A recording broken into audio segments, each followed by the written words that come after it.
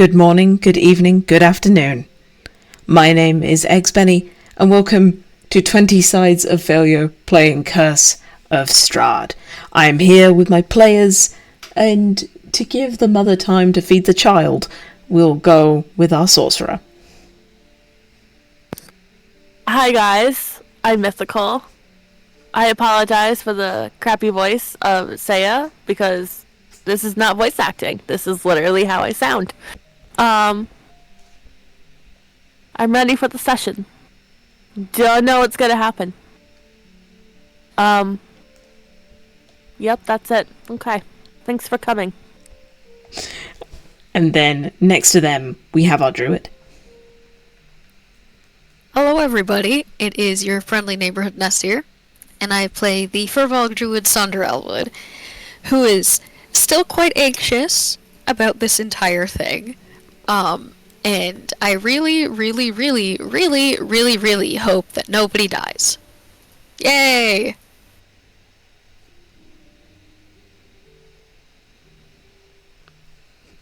Going off the back of nobody dying, we have our human artificer. Hello there, I'm Dusky. I'm playing Jack with his left-hand mechanical man King. Unfortunately, people are going to die. Ideally, none of the party, but quite potentially some guards.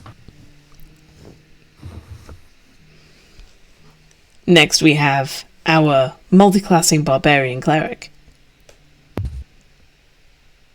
Hi everybody, I'm English Ray. I play the Baba Cleric A Miracle.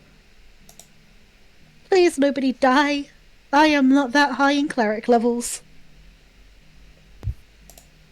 And then finally, last but no means least, we have our paladin. Hello, I'm Naren Nightingale, and I will be doing Aurora Rose. Nobody die. Please, no. Aurora does not want people to die. Not even the guards.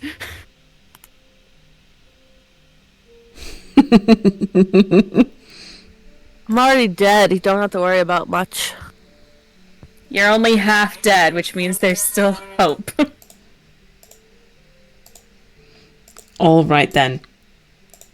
Where we last left off, the group had returned to Vallaki, escorting the burgomaster's wife Anna in the hopes of trying to find a wedding dress. They'd gone to multiple locations to try and fulfill the request, eventually finding a tailor that was willing to build them a dress from scratch for a small gold fee. They were able to scratch the money together and pay off this tailor, so a wedding dress is being made. In the meantime, conversations were had, bridges were crossed, and tenuous friendships are made. The group decides it's a good idea to go speak to the former rulers of Vallaki, the burgomaster and his wife Lydia.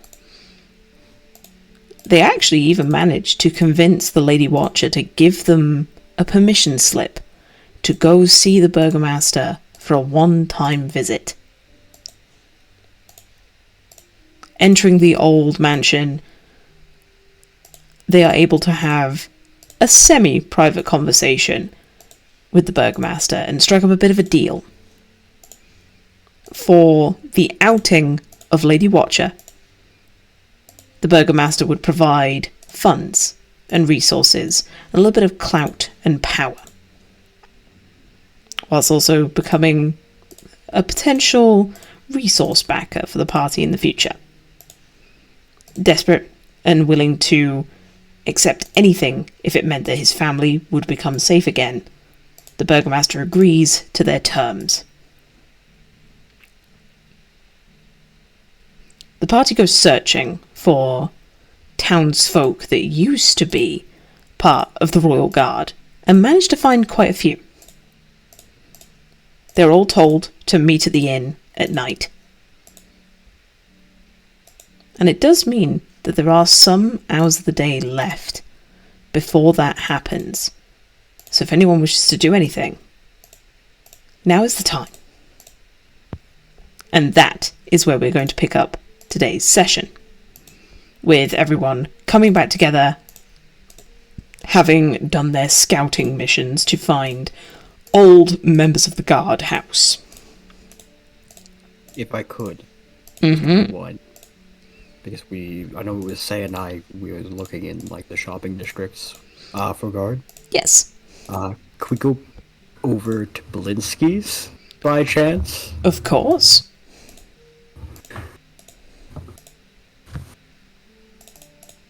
Blinsky's is relatively unchanged, to be honest. The displays are still the same. The window still appears as gloomy as it did before. But you do notice the doll of Irina is now gone. So there's no longer an Irina-looking doll perched on its own little pedestal. That is A-alright. Well, if I remember correctly, somebody had bought that doll, right? Someone had reserved the doll, but it seems that whoever it was has now come and collected it. Strahd was allegedly run out of town, so he probably was like, I'm gonna keep one at least, took it and dipped. I could not imagine trying to clean out his room after he was gone. That'd just be a weird freaking time. Burn it and rebuild it.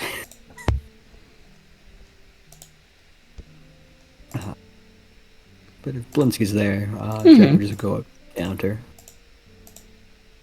Do you still do special requests by chance? Oh, yes,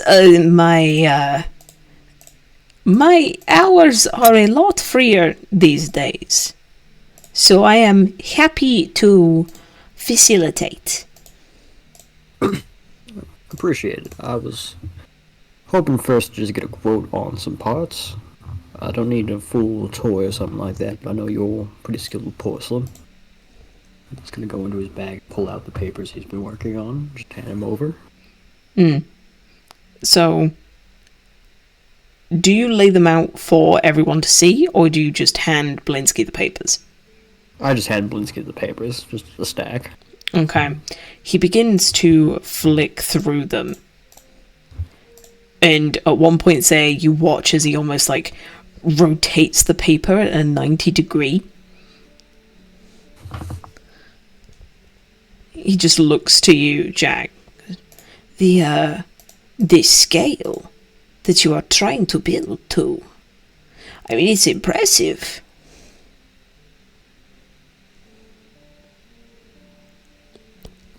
I appreciate it, but I hope it's not something too much for you. It's not necessarily too much. It's the idea of crafting parts to fit a precise measurement. As you already know, porcelain is anything but forgiving.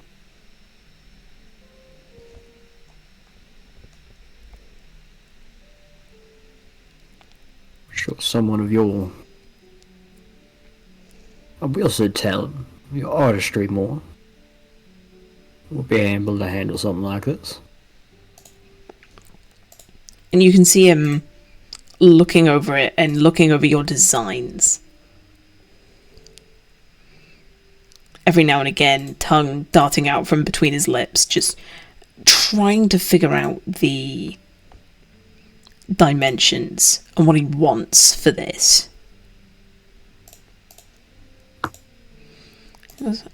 I think it can be done. It will not be quick work. I hope you understand. I fully understand that. Time is something we got. Oh, then, in that case, I would be happy to collaborate, happy to structure, build. What would you like me to do? Ideally, just make those pots would be fantastic. As well as get them either colored, painted, whatever you do. Quite like that. I could handle the assembly myself.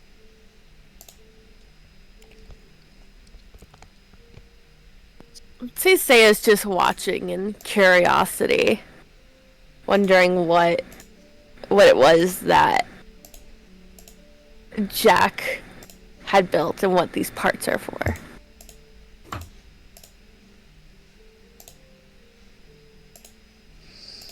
Bunsky nods and goes, I will not be able to give you a price until after I am done. I do not know how much porcelain I will need to make.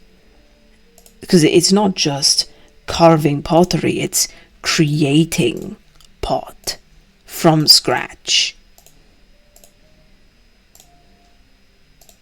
I understand you can't give me a set price, but could you give me a possible ballpark? Looking at the dimensions that you've given him, you can definitely see the cogs turning in his mind as he's unsure. He looks to you and goes, well, if all I am doing is following your plan and your measurements, it's just time and material.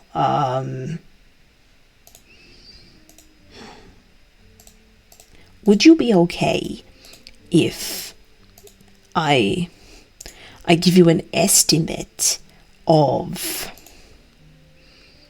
10 gold and then adjust that depending on how easy or hard the process is? I'll take that estimate and I'll say, yeah. And if it turns out to be more, just let me know how much more. And we'll get it for you.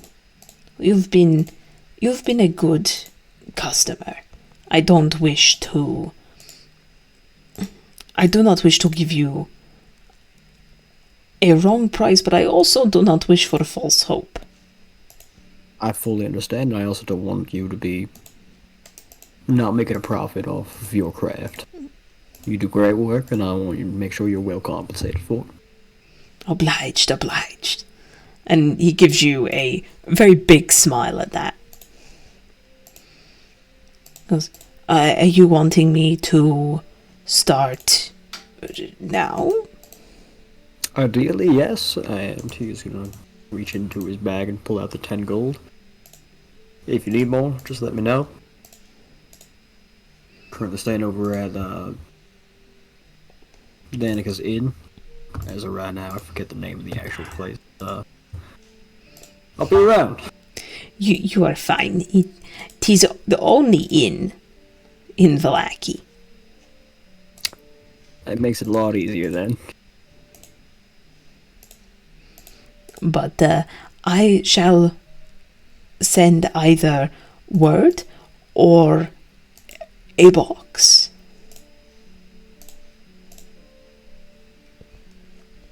And you can tell, to be fair, both Jack and Saya, this isn't an insight check worthy thing. He is beaming from head to toe. You've just made his day, Jack.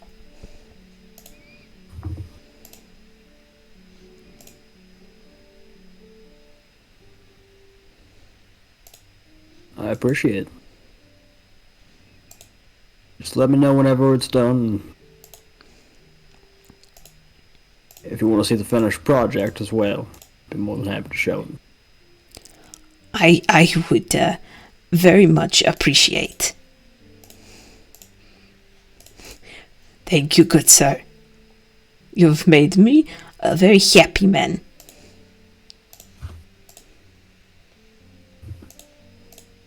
Then Jack will turn, take his leave.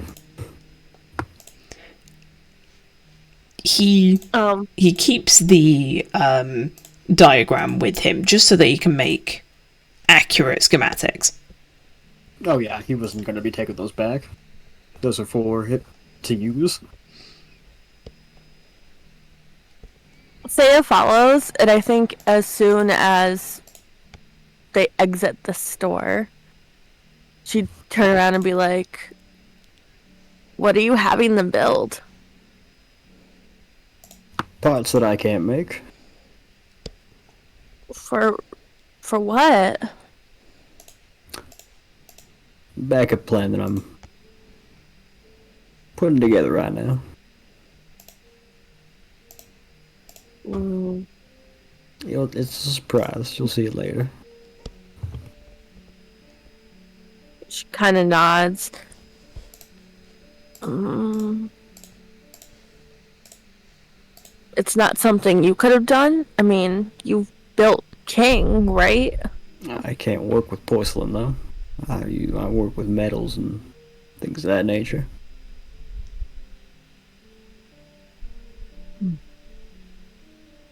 Linsky though, he's worked with porcelain quite some time. You've seen the dolls he's made. He's good at what he does. He is pretty good at them.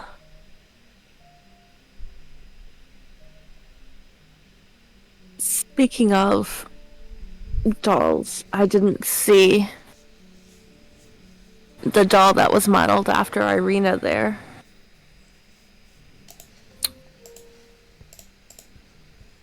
Fair enough. We have been out of town for quite some time. If I had to guess, I think I might already know who bought it.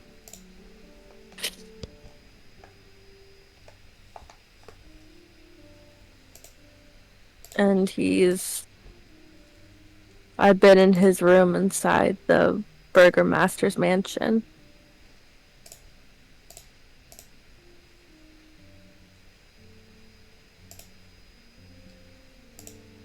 Yeah.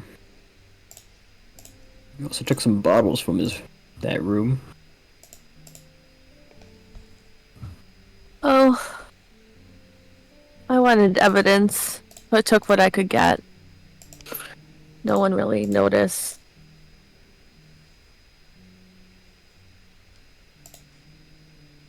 It's a good idea though. Let's make it back.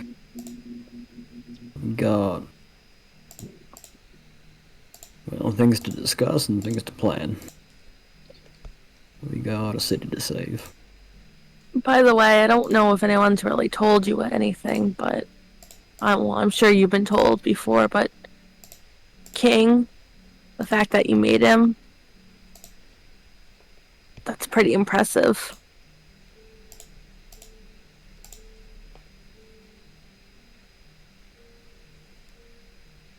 I've never met someone that could do something that you could do.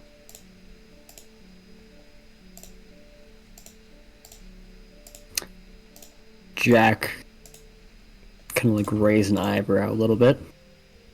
Look a little confused as he looks back at you, Saya.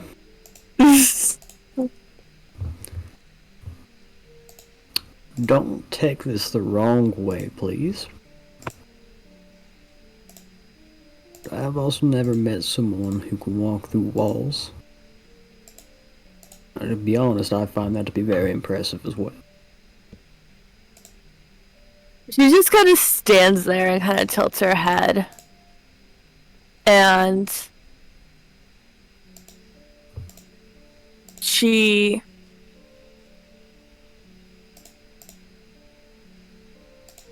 kind of just looks at him and goes, "You know what? I haven't met anyone that could do that either." Like she's trying to make a joke, but it doesn't quite sound like she's joking. If we find someone else, I'll be sure to introduce you.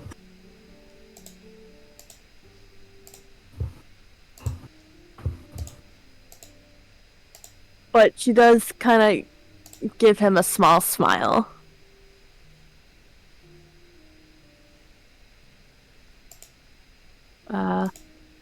Well, I guess you could lead on then if we're heading back. Alright.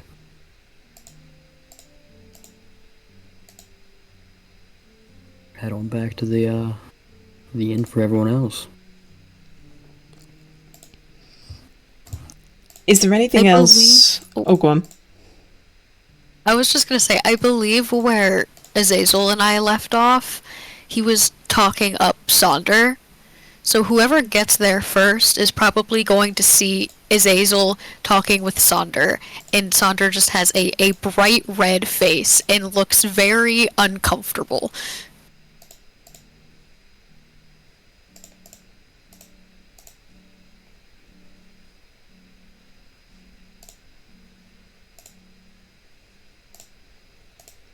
Realistically, because the other group headed out to the church, it is probably Aurora and Amira that get back first before Saya and Jack.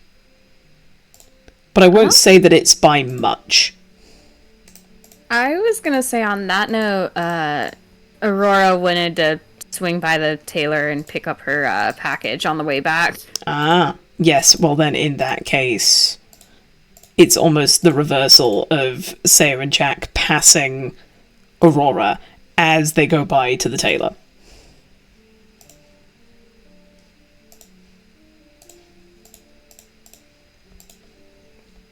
So yeah, actually no, I take that back. I will leave it up to Amira whether you want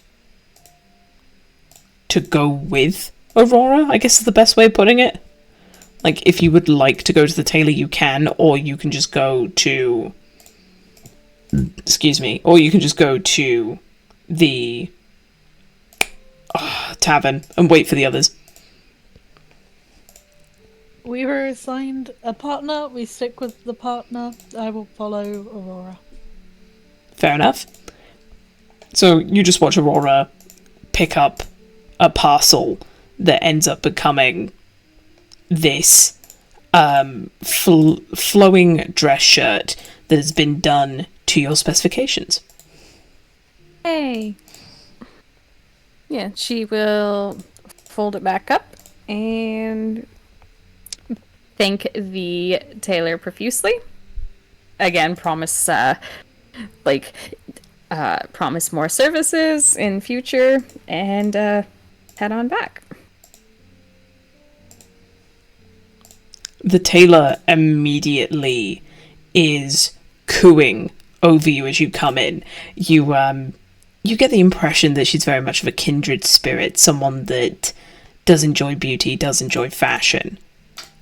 And if they can celebrate with someone, then why not?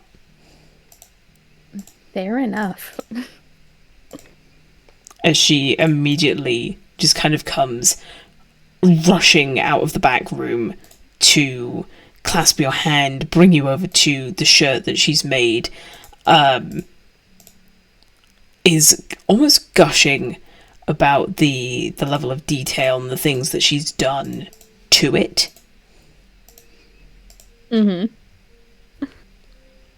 And it seems to just be this moment of enjoying being able to just talk about what's going on. Mm-hmm. Yeah. And Aurora would engage with her, just like take note of the seams and like anything that she's pointing out, just like, oh my gosh, this is amazing. And in fairness to her, it is, even though it is a plain like cotton shirt that had obviously been pre-made for other people, it is still this moment of, oh wow, that's amazing. Mm-hmm. Like, this is great craftsmanship. She's obviously put a lot of time into this. Mm-hmm. But eventually she seems to come to her senses and send you on your way with your package. Before she goes, Aurora will leave 4 gold for her as a tip and a thank you. Okay. Very gratefully takes it. And just like the smile of like, gotta support art and beauty where it can be found, right?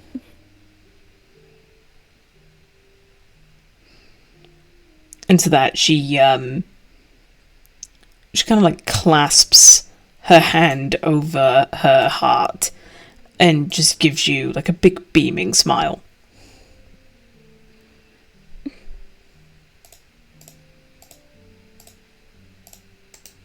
She will return the smile, just like the pleasantries of like have a nice day, and like be also like I'm looking forward to seeing my other order when it's ready.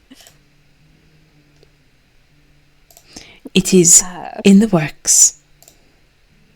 Of course, just your craftsmanship on something so simple is so exquisite that I'm quite excited.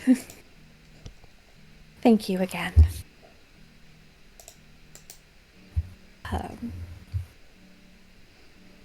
Yeah, again, just smile and, take her leave. Doesn't want to keep Amira waiting too long.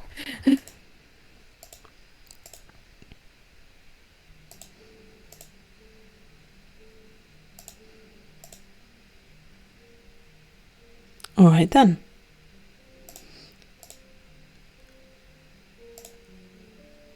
So while it is Aurora and Amira that arrive last, it's not late when you all arrive back at the tavern after going your separate ways.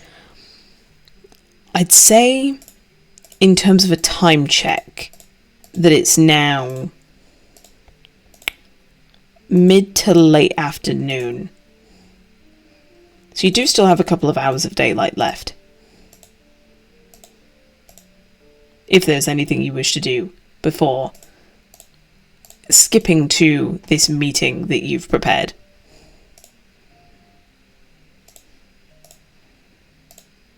Well, when we get back to the inn, Aurora would stash her package upstairs before going back down to join everyone. Easy enough done. Yeah. Head on in, let everybody know numbers. Yeah, that was going to be my question, is how many people did we accomplish, like, to bring together? Like, how many mouths are we expecting? Well, as far as you're aware, the people that are coming are the people that you met in person, but you've got no idea how many of them are going to be bringing friends or word of mouth spreading that there's going to be a meeting. So while you have the general idea that about 10 are going to be arriving, there could be more. If we are having a large number of people, maybe we should request to have a space set aside for us in the tavern. I don't think 10 people are going to comfortably fit in the large guest room that we are taking up currently.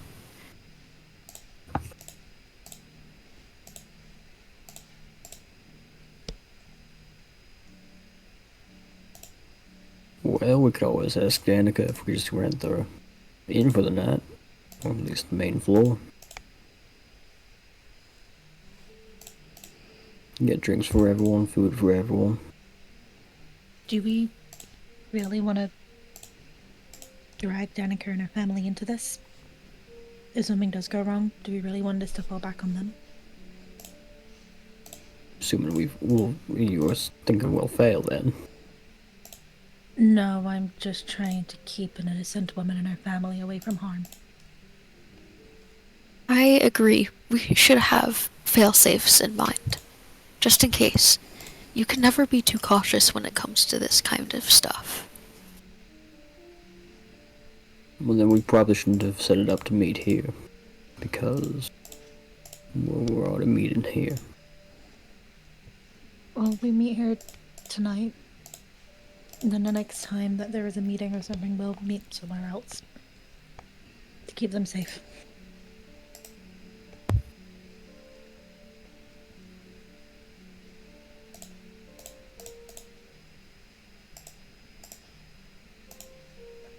was planning on acting possibly tomorrow.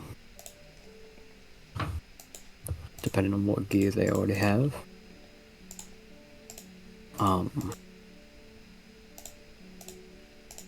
We don't know what Lady Watch's next move is. Or what they plan on doing with the Burgomaster. So the sooner we can secure his house. Because there's one question I do have to ask.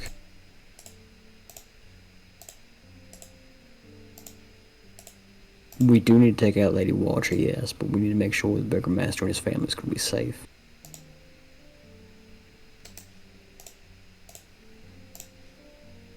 So if we do take the house with the Burgomaster, we'll guarantee his safety.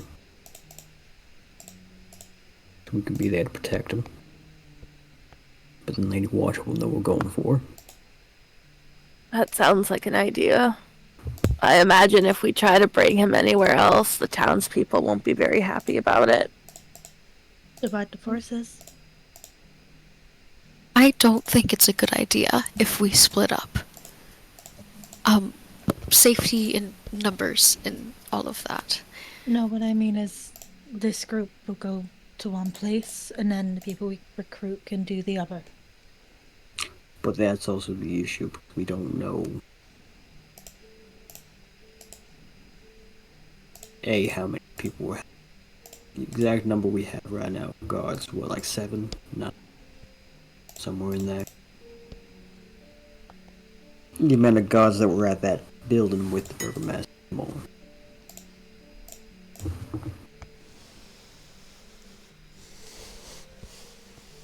That's not a large enough force to take that town. Well, that house. We'll just have to play it by ear then and see how many people come tonight.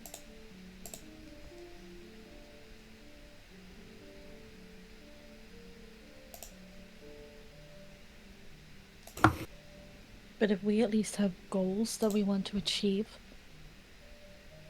and then we take into account the amount of people that we have to achieve those goals, then we'll make the plan from that.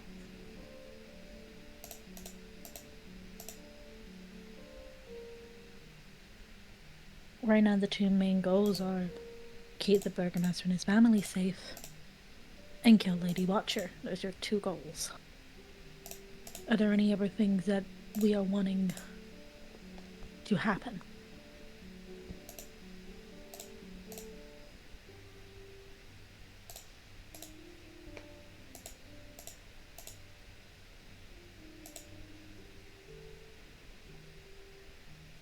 Seems like no.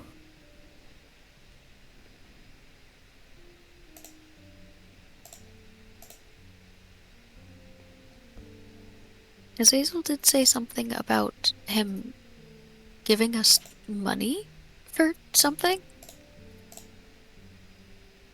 Yeah, if you need money, just talk to Azazel. Burgomaster gave us an advanced, I guess I should say, on some gold.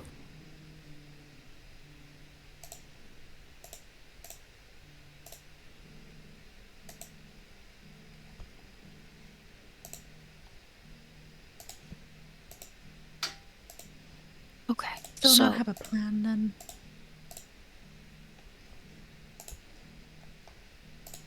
say right. we do gather enough forces. Say we have ballpark estimate 15 people, not including us. How do we walk inconspicuously through the town? Somebody will definitely know something's up if we all congregate together and, make a bit of a scene. Then we don't walk together.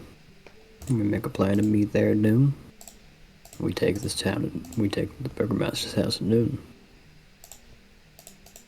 That way we all convene at the point we need to be at the same time.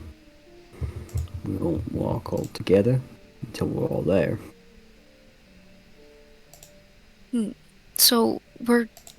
freeing up the Burgermaster first, and then we're going to Lady Watchers. Ideally, yes. The last thing we want is, dare I say, a kill order go out and, well,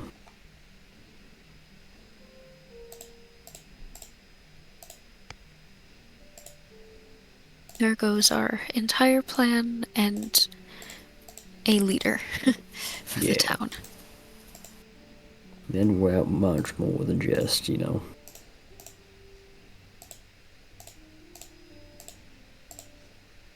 Lady Watcher. So, if this does go off without a hitch, and we get the Burgermaster out, and we go to Lady Watchers next, I'm assuming the word is going to get to her by then, that something has happened. I would assume so, yeah. I would assume she'd be prepared for a fight, or at least something of that nature. And we've been to Lady Watchers before, but we don't exactly know the entire layout of the house, and what would be the most fortifiable, I guess, section of it. We also don't don't want know to- who she employs. Or the powers that she has on her side. Exactly. I wish we at least gotten a little bit more information before planning all of this out. Well, by default, stairs are always a good choke point, so. Yes, but we don't exactly know how large the house is, and we don't really know exactly, I guess, where Lady Watcher would be stationed, if there's a safe house hidden anywhere, that type of thing. So we don't exactly know where our correct, I guess, siege would be from. I know. Yes. Um, I'm thinking, what if there was a way for us to get in undetected and draw up blueprints?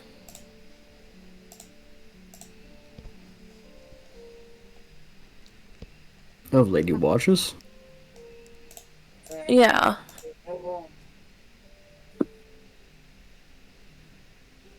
I would say it's, how do you say, a shot in the dark? It would be absolutely fantastic, but it's extremely risky, especially if said person doesn't have any form of invisibility. Are we... Seeing as what happened last time, are we completely enemies of Lady Watcher?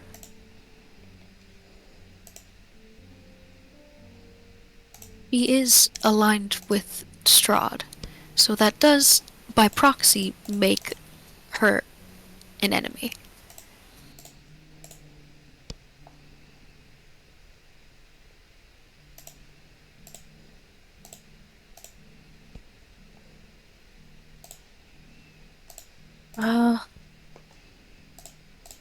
Saya looks at Sonder. It is really just focusing in on him. You can cast disguise, can't you? Yes, I have a spell that lets me change into whatever form I want to. If you can change in any form you want, how long does that last? Like when you go animally as well. Well, let me think. I know, at least for my wild shape, I believe it's until I lose consciousness. So, if I fall asleep, or if I'm knocked out, So you're telling me you can literally change to any animal and do the recon yourself on the Lady Watcher's house and her household and her staff? that is technically a very good point. I can change into the forms of animals that are very natural here.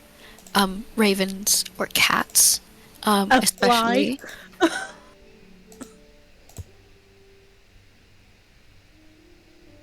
That as well, although I've never done it before.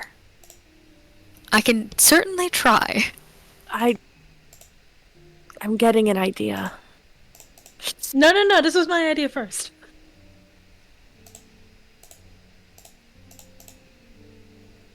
Oh, can I add to it? Sure. Absolutely.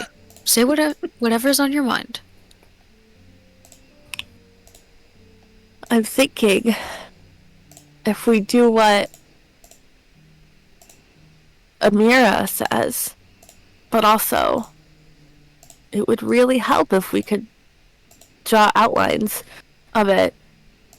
I really liked doing the art with Aurora. If I practice a little bit more, maybe Sandra and I could go in. Sandra can perform distraction, and I can go from room to room. Seeing as I don't need doors, she takes a glance at Jack because of his comment earlier, and not like a bad glance, but like a glance like thank you for that. And then says, "What if I can get us up a blueprint?" As long as there's a distraction in the house. The idea is to not have the distraction. The idea is to be covert. Well, I don't want a distraction either. That's not what I mean. I'm a bit confused. The whole reason for him going in as a fly is so that we can get those blueprints and so we can get that intel. And we're doing it covertly. So nobody gets tipped off. If you go in, you walk into the wrong room, we're screwed. However, your gift would be helpful when we go to get the Burgomaster to be safe, because you're able to get straight into that room. So you would literally be the first one on the scene. Sandra, would you be able to draw blueprints while in a form? Not well in a form, but I can definitely write them down afterwards. I retain most of my mental faculties when I am wild shaped, so I remember everything, and I have my own intellect. So I would be able to draw the blueprint up afterwards, or give you all directions on where the best points to be are. I do agree with Amira, though, that keeping this as low stakes as possible is definitely for the best. We don't want to play our hand too much here.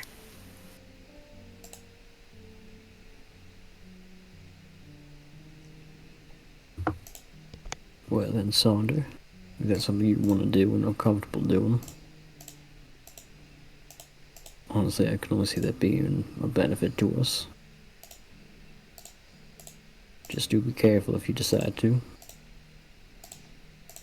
I mean, the most I'll get is somebody trying to shoo me away, if anything. But I promise I'll be careful. Do you think we could get Azazel to do the talking in the mind thing? He has what now? That's a really good idea, because if you're able to go around the house, you can relay it back to him. He can relay it to either Aurora, because she's the best drawer, or somebody, and they can do the blueprint as they're flying around. I don't mean to be rude, but Azazel's not really the best for transmitting information one for one. Oh, is he not exactly great at remembering things?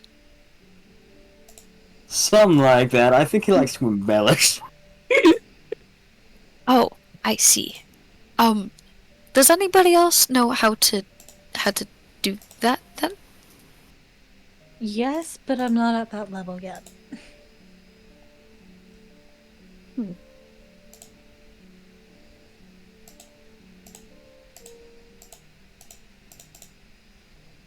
Well, if the only option, says Azazel turning around, is me linking up with Big Brain and making sure that accurate descriptions are given. I can give accurate descriptions. And he gives you a look, Jack, of like oh, how dare you?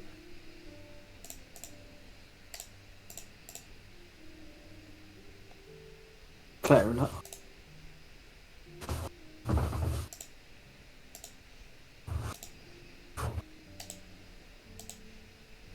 We just need to make sure that if we're doing this, then wherever we are, and he gestures to like the rest of the party, it needs to be somewhere that we're not seen doing something sneaky. We're talking about doing something on the down low.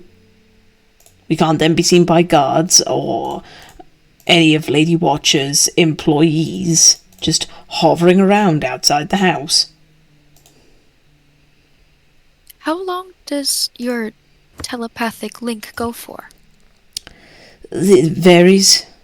Minimum an hour. And how long is the distance able to stretch?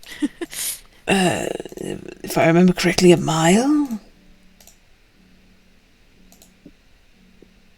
All right. Well, how about you guys set up shop somewhere within that mile, whether that's in the shopping district, looking around, pretending to browse the wares, or it's by a lake and you're sightseeing, or if the inn is in a mile, then staying here in one of the rooms.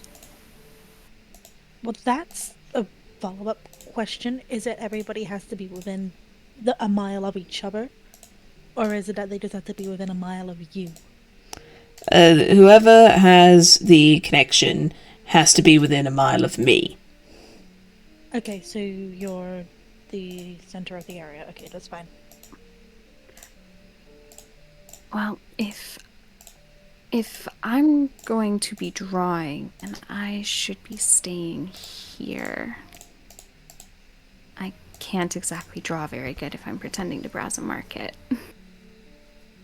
No, but Azazel could be in the market and be the middle point.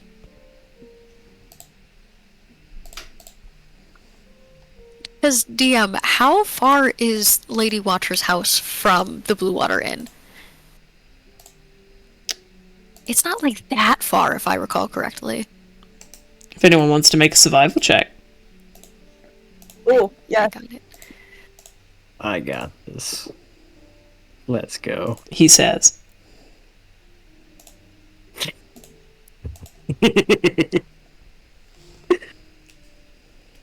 He says as he completely fumbles it. He rolls a 4. Jack is not good. Saya, you can't figure out in your head the exact distance, but you think that even if Azazel stays in the Blue Water Inn, he should be okay? It's a big old should, but he should be okay. But she doesn't quite know. No. The distance is lost on you. Okay. I got a 22. Sander, you know precisely that for the sake of needing to be within a mile, Azazel's fine. Okay, cool. Like, pretty much wherever you put him in the city, he's going to be fine. Because if I remember correctly, we worked this out that a mile was like 5,000 feet. That is correct. And the scaling for Vallaki, yeah, at its widest point, it's like 2,000 feet. Ah, yeah, okay. So yeah, you're fine. If I remember correctly, I do believe that Azazel can stay here within the inn with Aurora. So if both of you want to stay in your room, just to be as inconspicuous as possible, we should all be able to communicate pretty much throughout the entire city. It's not that large.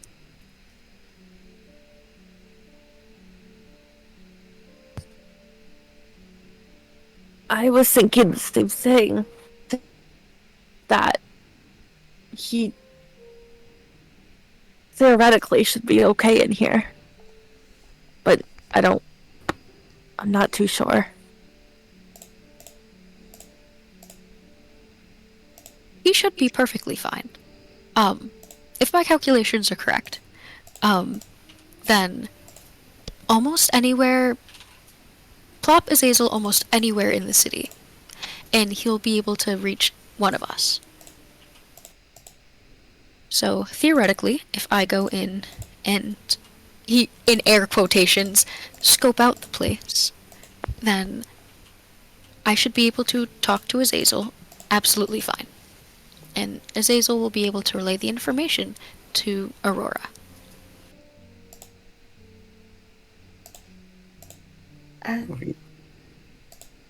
I'd maybe suggest then that everyone else stays somewhere visible. On the off chance that things go badly, then everyone else being, say, down in the tap room the whole time, there's an alibi, essentially. It's harder to pin it on us if you guys have been down there drinking the entire time. Yes, it could be the plan of everybody else here has the table, they're all chatting, drinking, happy. The three of us, motioning towards Azazel himself and Aurora, go up to the room and say that we're going to have a very important conversation. And that's when I wild shape, we establish the connection, and we get the blueprints done. That way I can come back through the window and revert form, and it'll just be inconspicuous. If all hell breaks loose, worst case scenario is what we're talking about. You get caught for some odd reason, wild shape drops or whatnot like that, and you were caught snooping around Lady Watches. Let us know. Ideally, at that point in time, we storm the Burgomaster's house preemptively, just us, and whomever might have shown up before then. If, for some shape or reason, that wild shape does drop, and I'm assuming, I say assuming because I don't want to put parameters, but unless I am incapacitated, and I'm pretty sure it will be known that I've dropped, or if they somehow have special manacles or something like that that trap magic so you can't do it, I can just wild shape again and get out. I understand, but then Lady Watches knows something's up. She knows you're part of this group, and she knows you're snooping at her place. Especially right after we went to go see the Burgomaster.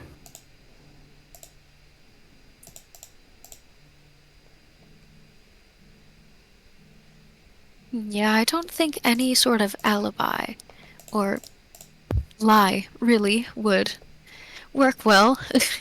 I think she'd be a little bit too Tell her the truth. suspicious. She catches you, tell her the truth. Tell her what Yes. we're doing. Why we would Because need that to way storm. then, it will be the thing of you basically going there to say that you were warning her. Gets you out of shit, but it means that we can still get a Burgomaster out. But that would that, I'm perfectly fine with staying a distraction or staying in place if it means it keeps the heat off of the lot of you. I won't squeal, especially with something this important. Saundra, you do whatever you need to do to stay alive. You're going to be alone. But if you are caught, let us know, and we will go take the Burgomaster's house. If you can get out of there, meet us at the Burgomaster's house. But this is only worst case scenario. On that note, should we have you motions to Jack in the link with us then? That way, Azazel can update you as things happen, or if they don't. We'll all be together down here, pretty much at the end. So, you can say something. Cool.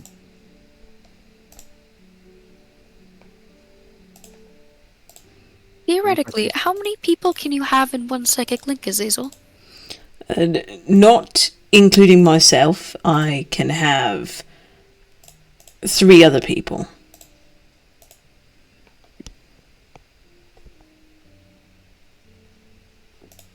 So then, it could be me, Aurora, and Jack all connected with you as the, signal. If that's what you want. Just kind of looks to Jack, like, is that alright with you? Fair enough. Just so that we have information in multiple different directions, just in case. Sorry, are we all staying in the inn, or are some of us going to be out and about in the city? Because at least that way then, if shit does go south quick, we're able to get to places quicker.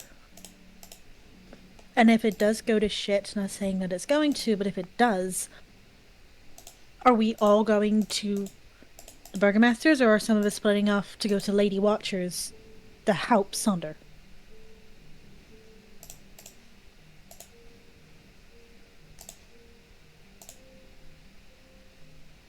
Leave Saundra can get himself out. We've been needing to go to Burgomaster's.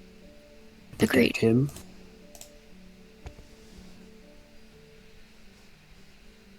I don't want us out and about in town. Because I know Roar needs to stay put to be able to draw.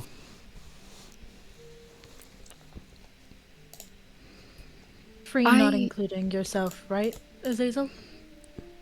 There is one thing that we're not necessarily forgetting, but we are skimming over. Irina? Irina. She's not been a part of this conversation. She's been in her bedroom the entire time.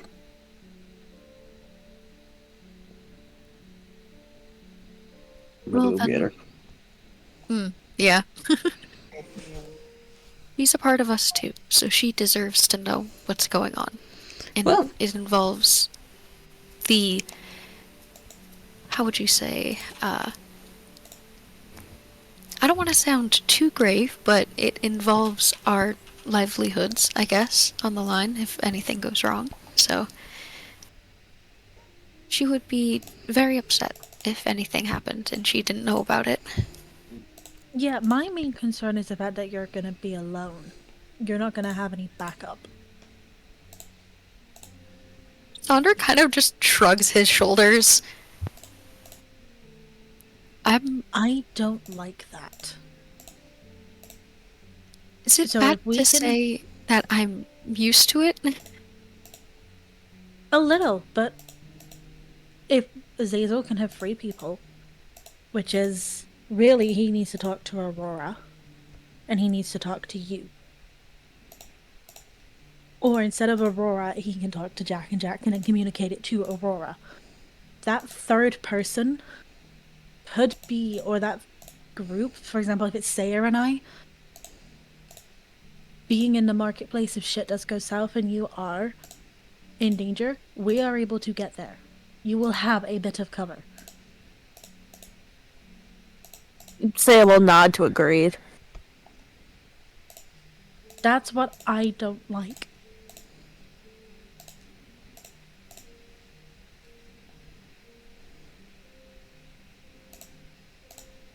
Sonder kind of like chews on the inside of his lip and looks kind of around the table at everybody. I appreciate the concern, and it means a lot to me that you're worried about me. But I don't know if that's quite necessary. We're take out the Lady Watcher anyway. I don't see why the 2 things have to be one after the other and why they can't be concurrent. Which is why, personally, and again, it's probably going against Captain O'Captain, if we split and divide the forces, we have some people in the marketplace, we let them know what the cues are for them to either go to the Burgomasters or for them to go to Lady Watchers, divide the forces, hit at the same time, nobody has the chance to react.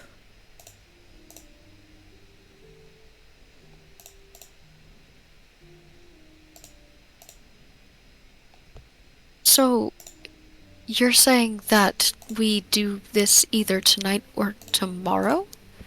I'm saying whenever we do plan to do it, whether that is tomorrow or tonight, they need to happen at the same time.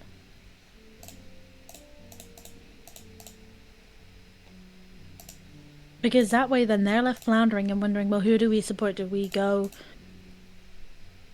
and support the Burgomaster, or do we go and support Lady Watcher? And the Lady Watcher is then floundering because she doesn't know what's happening or what she's going to do, which means we're able to take that hesitancy to our advantage.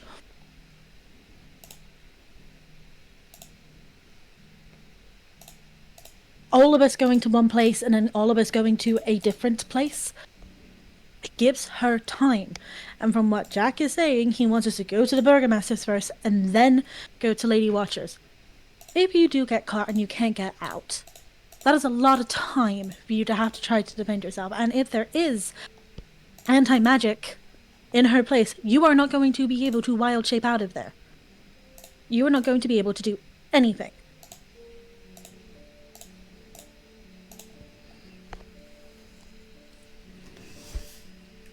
There are a lot of unknowns to this, so the more plans upon plans upon plans that we have, the better prepared we will be.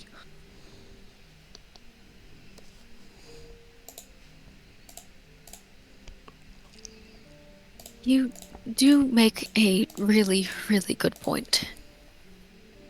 Yeah, I'm due for a really good idea, and this just happens to be today. But what I am saying isn't so far-fetched, and if we do have people, and by the sounds of it, we're gonna have at least 10 from what we just recruited as word of mouth. That's literally including us. Sorry, I'm trying to count all the pictures. 1, 2, 3, 4, 5, 6, 7, 8. 8 including King and Irina. Then that's 14. That's 7 that can go to each place. And let's face it, Saya kind of needs to be wherever you are, Sonic, because you're the only one that can heal Saya. Between the two of you, neither of you are all that tanky kind of thing, so it would be better for me to go with you and probably Irina to come with us if Irina does. And that way then Jack and King and Azazel and Aurora can go to the Burgomasters.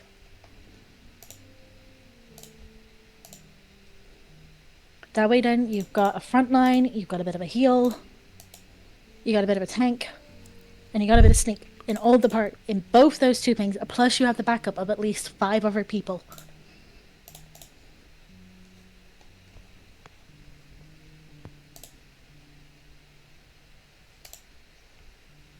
Am I not making sense? Why is nobody saying anything? I think you're making perfect sense. I'm just waiting for Jack's thoughts. Jack is also muted, so if you've been talking this entire time, we have not heard literally anything. I have not. Jack went to go get Irina. I wasn't sure if he was back yet or not. Oh, I didn't hear the thing that Jack had gone to go to get Irina. That's fair enough. I will say that I'm assuming that the conversation that happens at Irina's door is literally, "Hi, you needed downstairs." Pretty much, and then just bring her up to speed as we walk down. Yeah, so in that case then, it wouldn't take you long to go, like, up and then down. So, I'm happy to say that at this point, Jack and Irina are making their way to the table. So while they miss the plan, they do hear Amira being like, "No one's talking. Is my plan that bad?"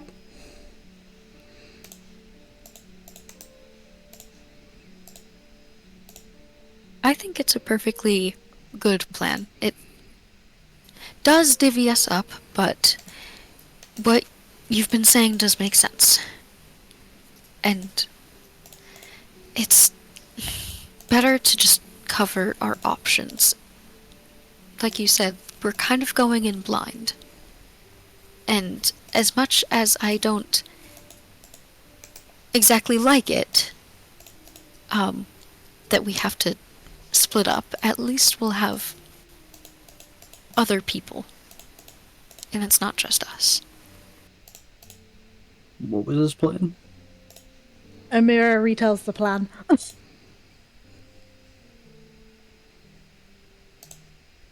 Please say that you were listening in. My question... I like the idea, but that leaves a lot of variables. That is all we have. We would need to know exactly how many people we have if we're going to be doing that, as well as how many people are at Blaze Warriors. The last thing we want to be doing is sending a slaughter. We also don't know Lady Watch's capabilities. Exactly why. We need to have this plan in place. I'm sorry, I'll give you 1 second to talk, Aurora, I promise. I just... Which is why, if Sandra is going to do this, and we don't know what is going to happen, because has anybody actually tried to do any kind of magic in Lady Watcher's house? Have they? I can't say that I have, but I'm not sure about anyone else. No, I I haven't. look pointedly at Azazel. I can't do magic.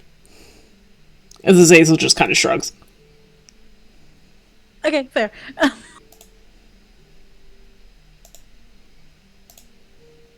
So nobody's done magic at Lady Watcher's house. Has anybody seen magic be done in Lady Watcher's house? We saw whatever it is that she was able to do. Which was... If I recall, she summoned money?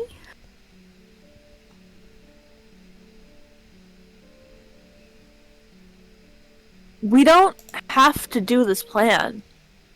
I just thought having blueprints of the house would make things easier. We can go. We don't have to put ourselves at risk now. We can wait. I mean, either way, there's gonna be risks to everything we do. But it's about reducing that risk and having a plan. If the original plan goes tits up, But dividing our forces just adds more risk. It doesn't subtract it. If we're all but together, the we can fact cover of you our asses. striking, but you striking in one place and then going like, ah, great, okay, we got this one, and then you're striking the next one, gives Lady Watcher the time to actually think about a counterattack.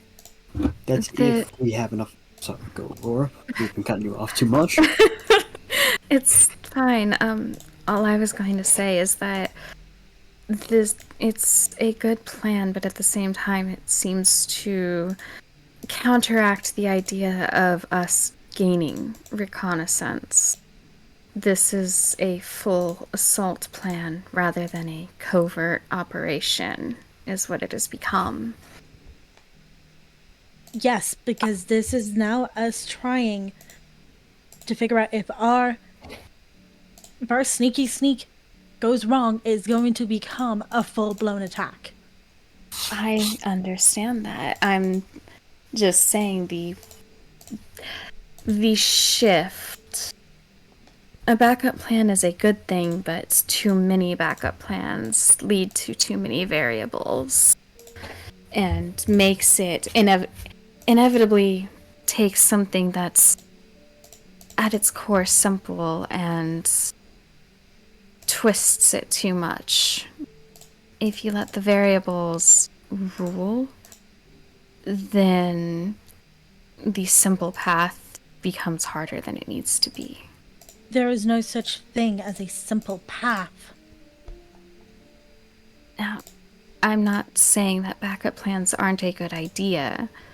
I'm just saying that starting to try to become omniscient to every single variable, all it's going to do is not only take longer, it's going to cause issues, it's going to cause fights, and it will essentially complicate everything far more than it needs to be.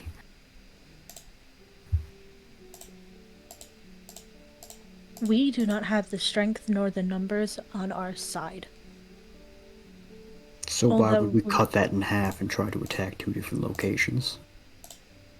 Because if you try to attack one after the other, you're going to give her more chance to actually think and then put her forces, which she has a plethora of, into the places where she needs to, which makes our jobs a lot harder.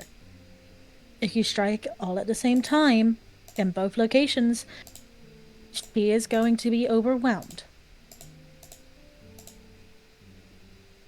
That's if we can pose an actual threat. If we strike at both locations, we know what, there's 10, 15 guards at the Burgermaster's house.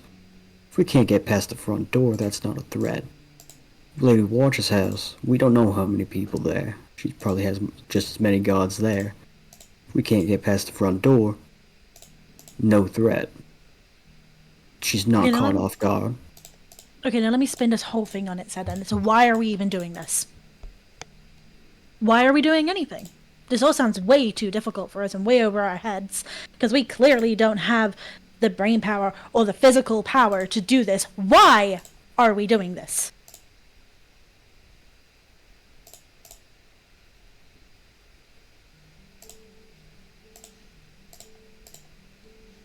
Why?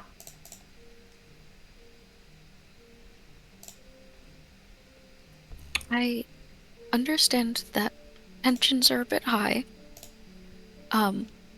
But let's just take a deep breath and take a moment and just remember that we are not alone. It would be best if we kept our voices down. I thought we were all upstairs in like that big bedroom. Nope. You have been in No. the dining room this entire time. Yeah. We're in the tap room, basically.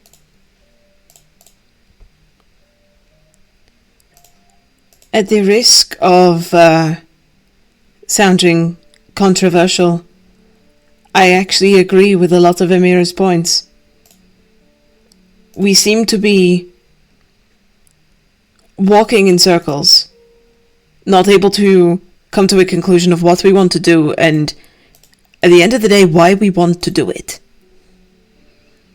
It's all well and good saying we don't want to overcomplicate it, and I agree with that. But I also believe that we need to come to a solid conclusion, one that fits our skill set. Because if we show any kind of hesitation, Lady Watcher is going to jump on it.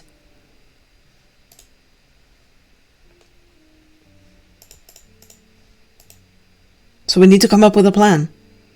We need to come up with something that we can all agree with, and we need to come up with something that at the end of the day, we are happy with it.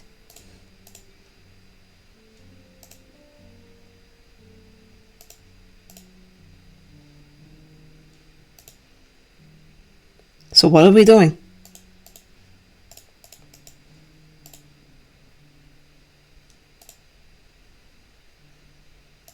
Okay.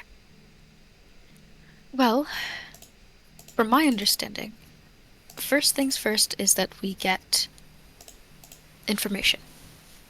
And that comes from me. And a backup plan if I get stuck, if I get caught, or if something bad happens, we fall back on that. If not, I return with blueprints. We have everything mapped out. Then we sit and we talk about the best course of action. Okay, that's great. That's the best course. The best outcome has happened. Now the worst outcome. You get caught. What do you do then? What do we do then?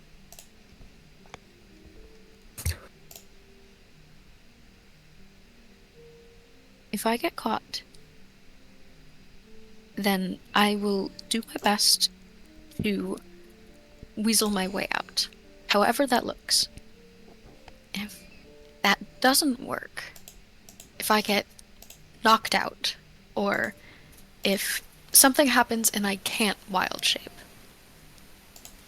then Azazel will know. And we think about that contingency, whether that's what Amira's been saying, to keep everybody on our toes just in case, or we keep everybody at the inn. I don't mind either. It's really whatever everybody else is comfortable with.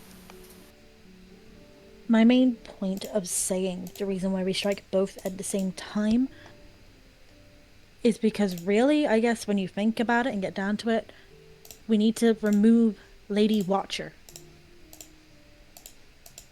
Which means really we should be going after her first. The Burgomaster is secondary to our plan. Burgomaster's not secondary to the plan. If anything, the Burgomaster's primary to this plan, because we need someone to be able to run the city after we're done. The people that we've employed were once his guards. It doesn't mean surely- they're able to take care Hang of the on. city. Yeah, so surely they're able to take care of him while we go and sort something else out. Why don't I just go in with Sonder? I know... Hold on, let me speak before you come down my throat. That is the last place I want to jump. The only thing I'm thinking is... I don't have to go through walls. I could use a door like everyone else. And I've done worse situations where I've been by myself before. Not necessarily here. But the way I see it is this plan is either gonna not work or work. And if we're so worried, there should be someone else to get in there. And theoretically speaking, the best people to do that is me and Sonder. I can use magic. Yes, as can I, as can Aurora. But what I'm saying is that it's fine for Sonder to go in on his own because he will not be seen. You walk through a door, you can walk through walls. What you I don't can do is have to. I don't Again, have to walk through a I wall. listen to you, you listen to me. Okay? I listen to you. Now it's your turn to listen to me.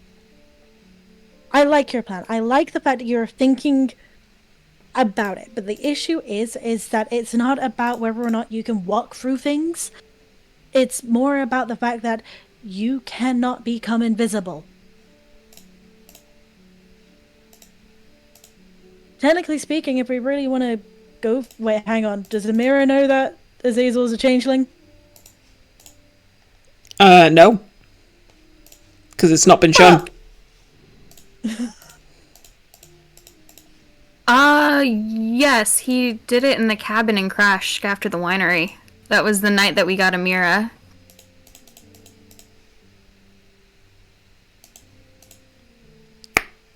Yes. Timelines are foggy, but yeah, sure. So yeah, sure. Technically speaking, the best person to probably go in after him is Azazel, the one who can literally change how he looks.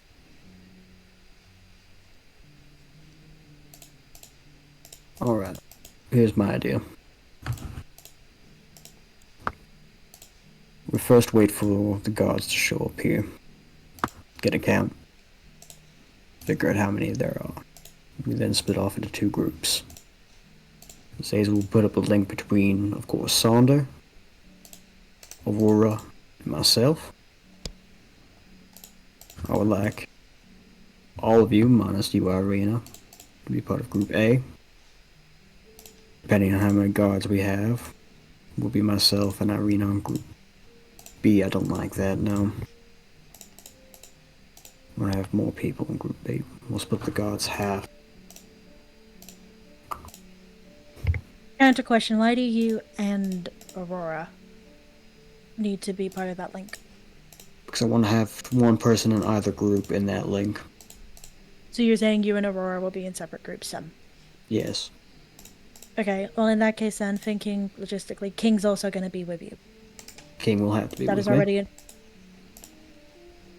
Well, if that's the case, then you've got somebody who can take a punch as well as deliver a punch.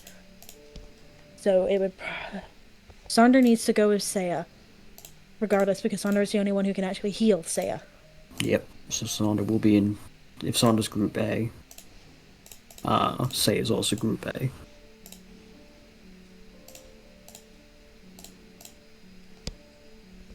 So Group A is going to Lady Watcher's Watcher's house. Okay. Irina, I don't want you going to Watcher's house, just because if they are working with Strahd, that is the worst place for you to go. I'd rather have you deal with a few guards than potentially a worse threat. Nothing wrong with your capabilities, it's just...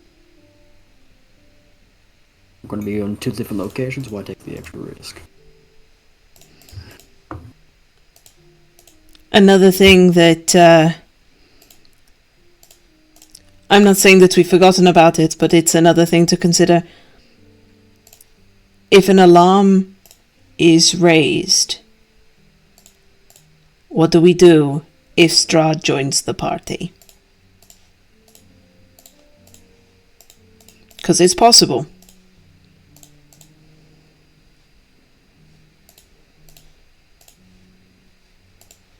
If Strahd joins the party, I don't care. If... Depending on what group you're in, get the fuck out. Oh, I'm not talking about myself, I'm talking about the plan in general. What are we doing if Strahd appears? Because if what you say is true, and Lady Watcher does have these connections, what's going to stop her from pulling the dinner bell?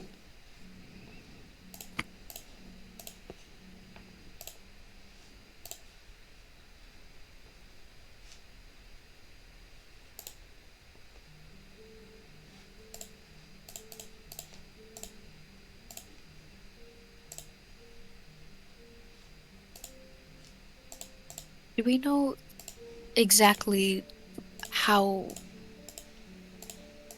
I guess, powerful Strahd is? What is the ceiling for the abilities of a vampire lord? I've only got notes on vampire spawn, and they're still very scary. Well, What? from What? first-hand experience, I mean, we saw him conjure lightning from who knows God's where to strike a pond. So pretty goddamn high. DM, would Amira know anything? Make a history Because check. she's from here.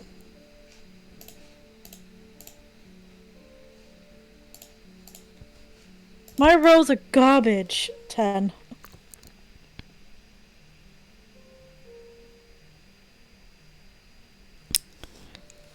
With a 10,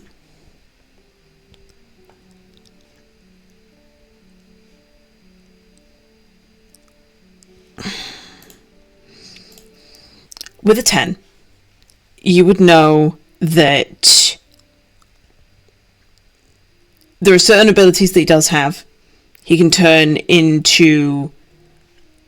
either turn into mist, or he can become part of the mist that's around him. He also has the ability for supernatural speed.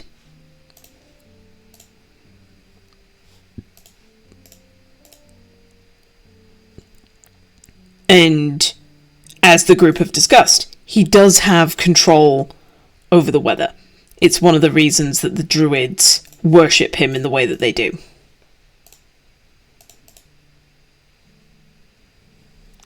But you've never...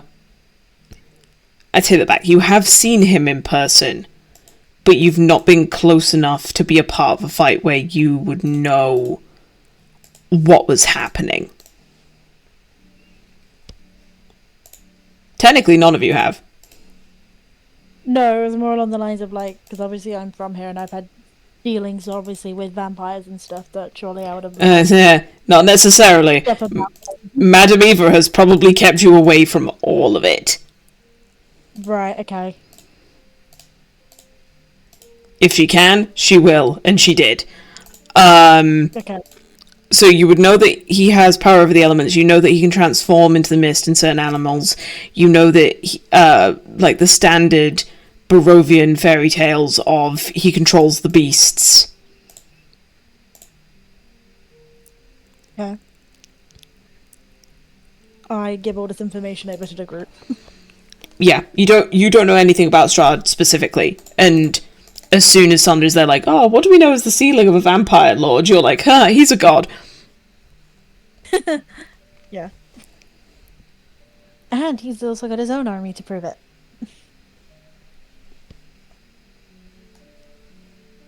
Well, I guess then if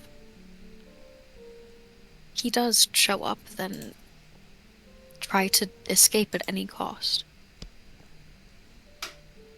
Make a meeting point, I guess, that doesn't involve Danica. And have that be our contingency plan.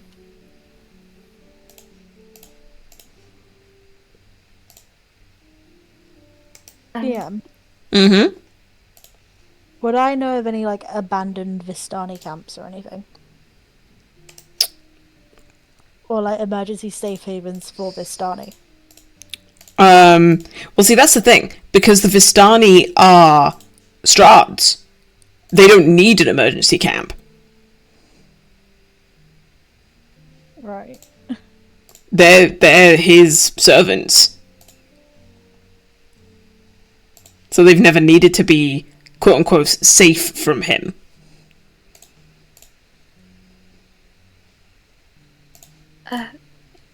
Well, without saying too much about it, I might have a way to at least buy a little bit of time for someone to get away if he shows up.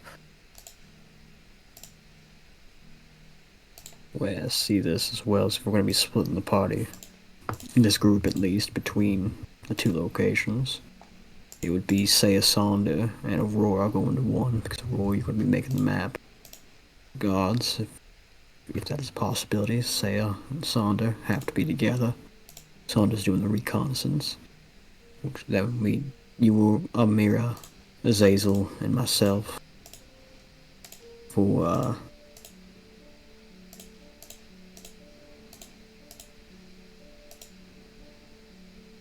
the Burgomaster's house. We'd be having Irina come with us, so if we want, we could also have Azazel switch, go to Lady Watches, or you switch, go to Lady Watches. How many guards did we see at the Burgomaster's house? I believe it was more than 10. There was one on the corner of each corner of the house. There was at least 2 patrolling at any one time. That's 6. And then there were the ones that were permanently positioned inside, and you saw 1, 2, 4 of those. Yeah, so 10.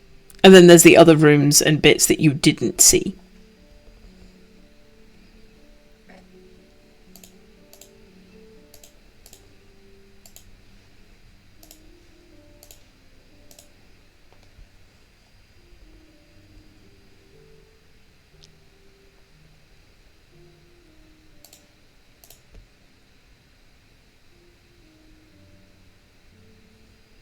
So are we able to just move our tokens on the screen just into the groups for a second, just to help visualize the groups? Sure. So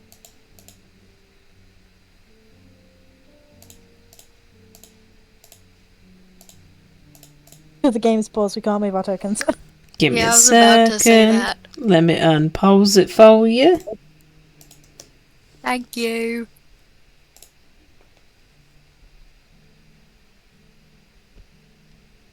Okay.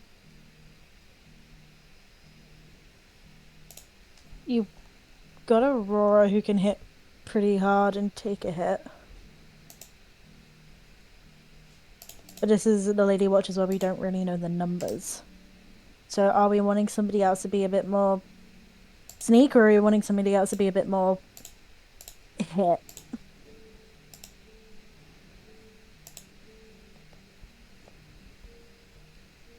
Because if I go over there, then you're not going to have any healers in the other party, is the issue. Which means it's probably best for Azazel to go over there. I am capable of also curing wounds.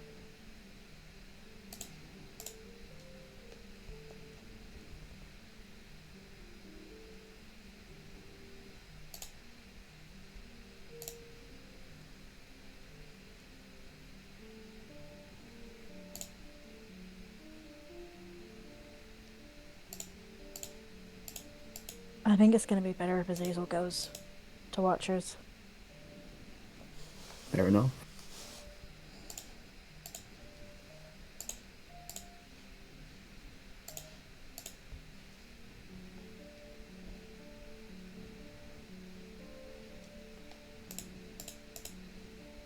I'm We're all gonna comfortable need with to- this.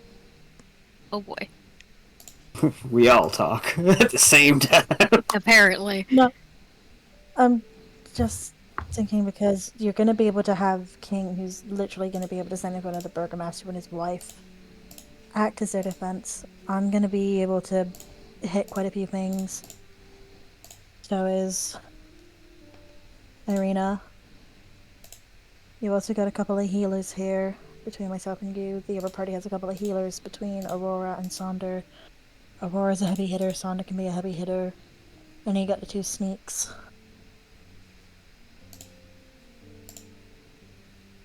I think this is the most balanced way if we're striking at the same time. If it even comes to that.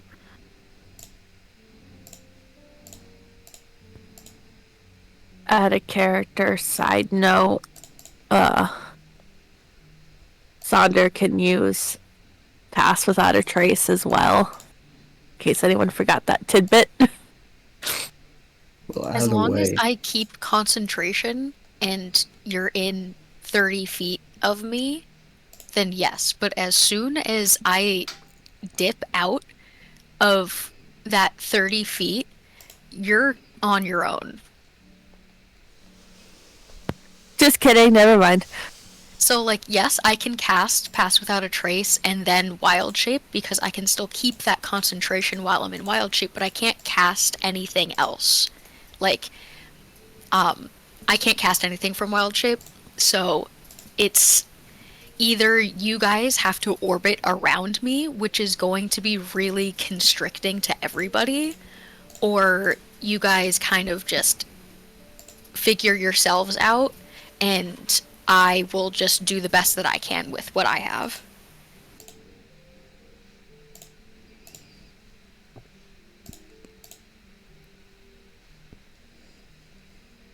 well, I think this is thinking more about it. Honestly speaking, Amir, it's probably going to be the best thing. I'd like to get the reconnaissance first, just so you guys aren't going in entirely blind. Like, we know what we're going up against at the Burgermaster's house, but I'd like to know you guys aren't My going to be going into a death trap. my whole thing of striking at the same time is It's if smart. this it not to toot my own horn, but yes, a little bit, but it's also the fact that if the reconnaissance does go wrong, we need to quickly snap and get to our locations. Because that basically means the reconnaissance has gone wrong. We need to spring into action. This shit is happening now. That's the plan B. The plan B is, well, it's gone to shit. Everything's happening now. If it's planning and it goes great, we get the reconnaissance, we get the map, and we're able to plan it out a bit more. That's perfect. That's what we want. But the issue is we can't constantly plan for the best case scenario. We can plan for both things, and we can hope for the best, but we still need to expect and prepare for the worst. This is all also hinging on the guards that we are having gathered here today. A, have armor, weaponry, and are prepared to go today. Well, that's the thing. It doesn't necessarily have to happen tonight. It could happen tomorrow night. It So- could happen in 3 days' time. Tonight We is don't- really more to talk about how many numbers there are, how many more people we can get, and then when it's going down, so that they are prepared.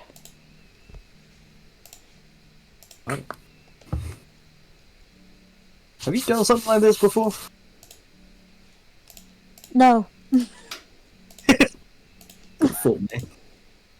I think Amira is just incredibly smart.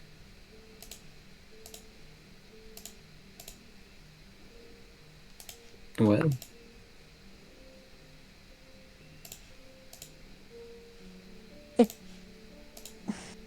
when shit happens to you in your life, you tend to start thinking about the worst things and how you can help avoid it.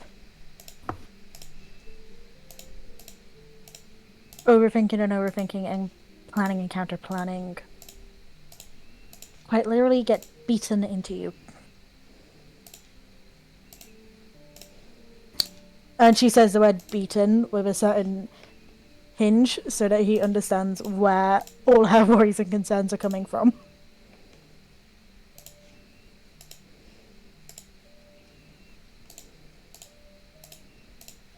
You have to be prepared.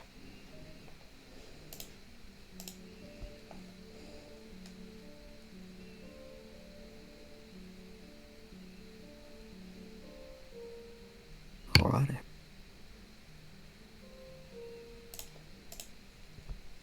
Any other comments, concerns, questions? It's time to voice them. Aurora, I strongly recommend that you pray to your goddess tonight. I'll pray to mine. Because the fun thing will be trying to inconspicuously draw a map of the house in the open. No, you're staying here.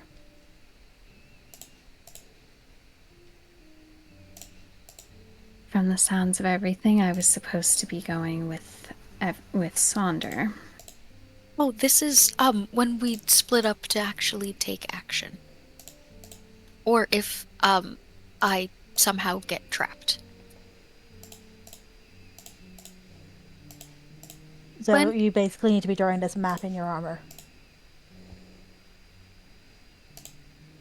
There's an easy way when to kind of mask it.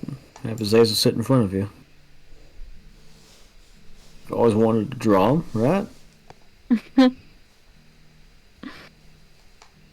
Yes, but the ideas I have are better suited for private. Fair enough. So, just to confirm, we're only going should Sandra need it, correct? Yes. Tonight is about finding out our numbers, seeing how much time they need to prepare, and then when they are prepared and we know they are ready to go, that's when we'll send Sandra in for the reconnaissance. So that way, if it goes wrong, we are able to move and we are in our best position.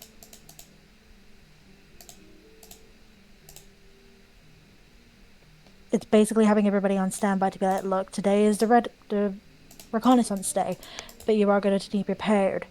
Best case scenario, it's not going to be today, it's going to be a different day. Worst case scenario, you will be called to arms.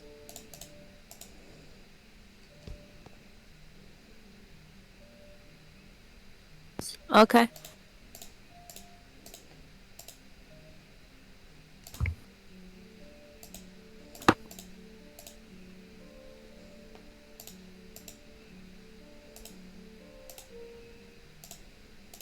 Amira, do you like pumpkins?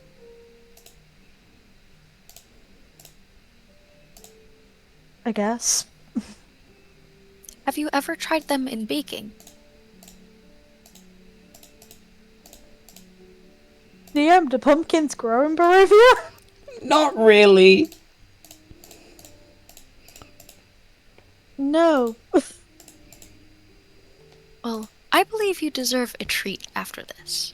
That's some very big brain, he uses quotation marks, thinking. And I think you're doing an absolutely fantastic job. No, what I'm doing is overthinking and worrying. Well, you're putting that trait that innately gives you anxiety to use where it benefits everybody involved. I think you're doing a great job. And I appreciate you for looking after me and making contingency plans in case I need help. But also It's very talking of contingencies, we do have to figure out Irina's question, what do we do if Strahd joins in? It's a very simple one. We reconvene back at, some of us will be in the center of town, you guys will be, we meet at the church. Which one? When we return the bones to.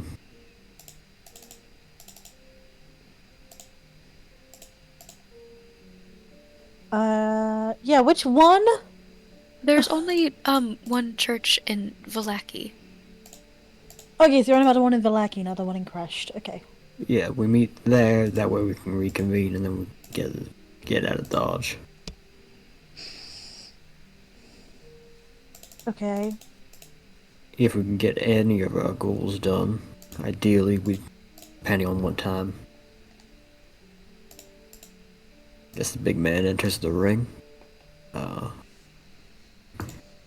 Assuming Lady Watcher wouldn't be dispatched at that point in time, but if we can at least get the Burgomaster out of the house, that'd be ideal. Get him to come with us.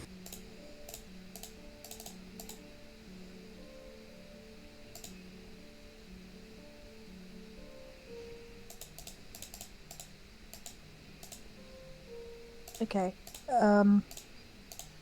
So we know exactly how this is going to go down. So the aftermath. What happens in the aftermath? Do we just say we've done our part, wash our hands, and say it's up to you, Burgomaster? Depends on what we've gotten done. Didn't kill the Lady Watcher? No, we're still working. After the Strahd leaves, assuming he leaves, we come up with another plan, try to take out Lady Watcher. If we are successful in what we do, take out Lady Watcher, help out the Burgomaster, be more kind of partial patron for us, sounds like. We can then use the city, pretty much, as a base of operations. Continue doing what we normally do. We do need to get one companion back to Kresk with the wedding dress that we got.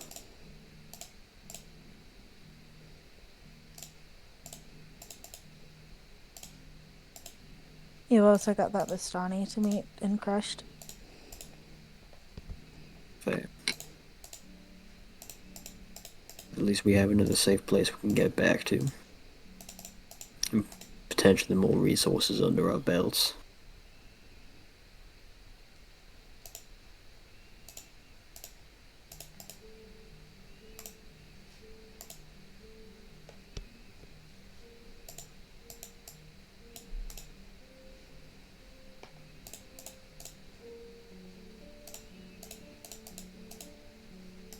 I feel like we've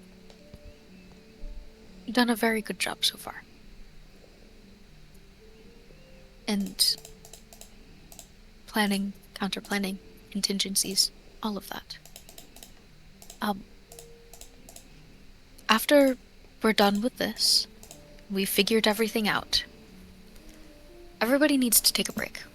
Take a drink, eat something, just focus on something else for a little bit, and then we'll get back to this.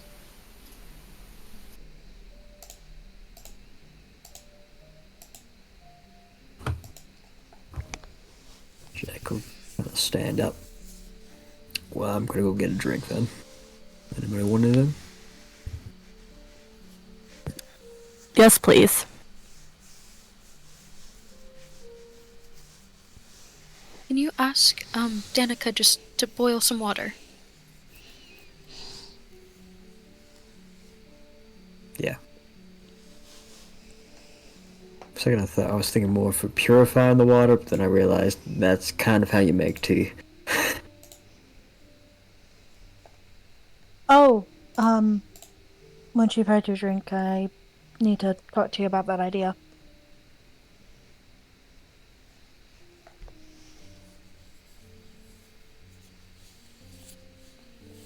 Sure. You wanna do that first? Can do.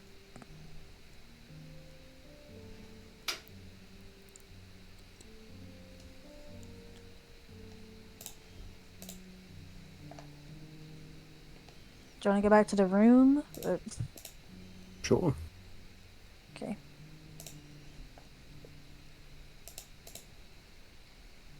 Head on stairs.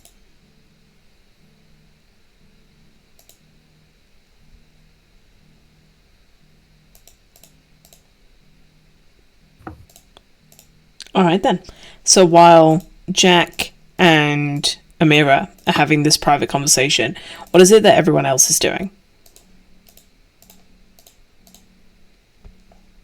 Sonder is just sitting at the same table, drinking as much tea as he possibly can. He is kind of just like rereading through his gigantic encyclopedia that he's been writing in, just kind of like trying to drown everything out in just vibe for a little bit. His stress levels got really, really high, so he's just trying to like re-regulate. Mm.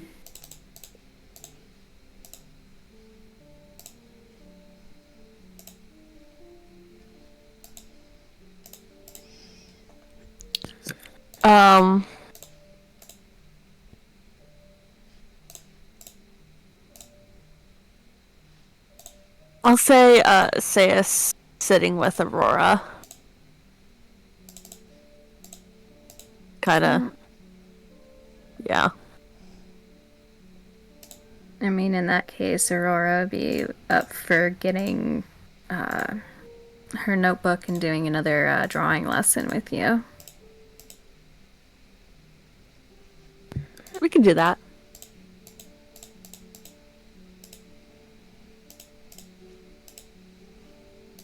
Saya likes to draw. It's fun. Kind of scary.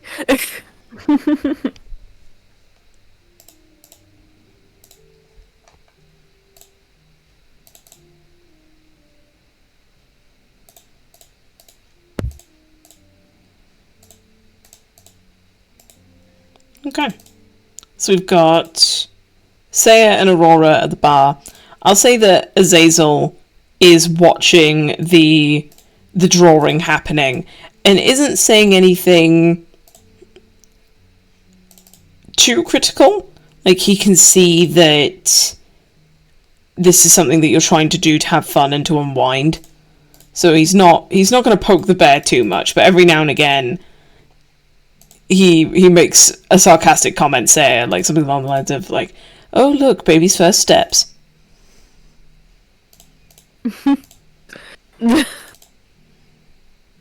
Saya would look over at him and go, "You know, it's not bad. In fact," she looks over at Aurora. "I don't want to keep taking up your pages in your notebook, so maybe I should get my own. Because this seems to be working a little bit."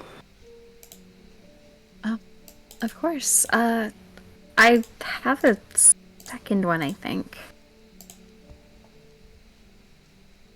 I think she had like 2 of them from the murder house.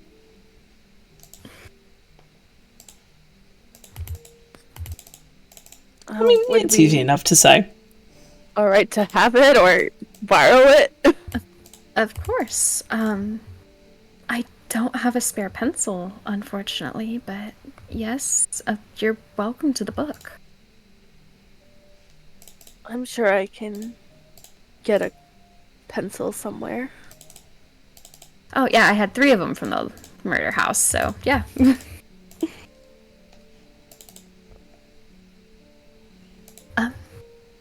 Yeah, come on, I'll go get it for you. And I take Saya upstairs to get her one of the spare books. She'll follow.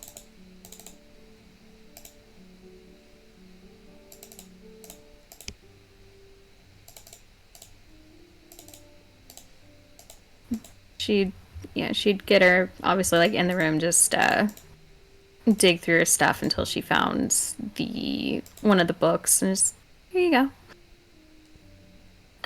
It's a little worn, but it was out of the murder house, so there's not much I can do about it.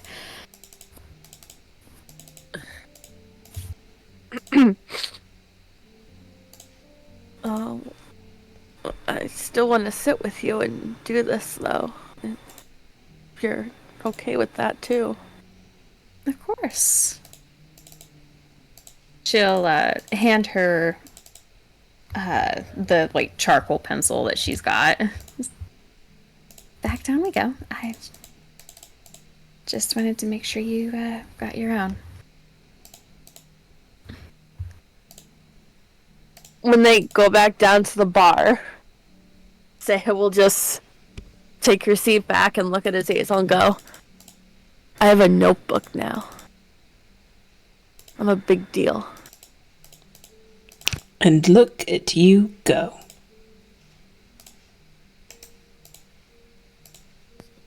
Well, I'm no artist, but I guess. What are you going to draw first, Miss Big Deal?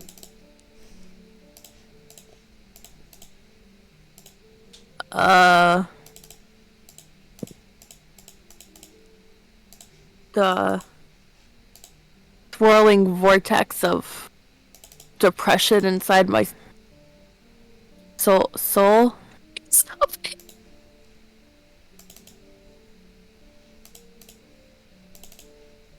I could draw you. I think you'd have a better time drawing the swirling void of depression inside you. That sounds like fun. She nods and just starts trying to draw it.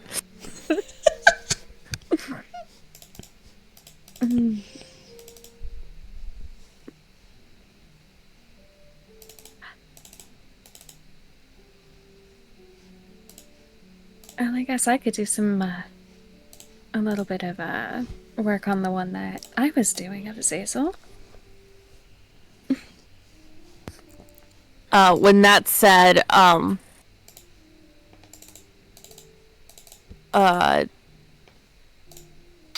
Saya gives the charcoal to Aurora. Oh, no, she holds up one of her fingers. I was, blurring some pieces, some shadows and everything. I, don't need a pencil for that. Oh. Yeah, Saya would start kind of drawing. She would start drawing herself, and then there would be black shadows all around her.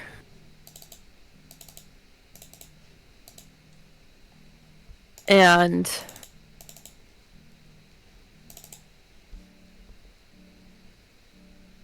she kind of like tries to make them like shadowy. There's only like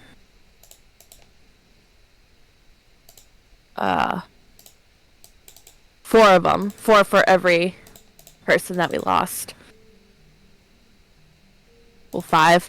Yeah, everyone that she's really known, she's lost. She's made them into shadows, and she kind of connects them as if they're like chains stuck onto her.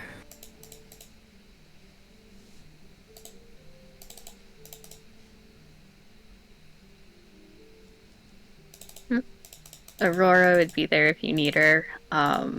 I think at this point, while Saya does that, she would be utilizing the fact that Azazel is actually present while she is trying to draw him, so she's going to take advantage. He's every now and again he is drinking from the cup of wine in front of him, but he is taking very specific care to not move. She's mostly referencing like the way that the shadows play on his face and everything. But no, he sees that you're trying to draw him, and so while he's being a little bit posy, he is keeping still, at the very least.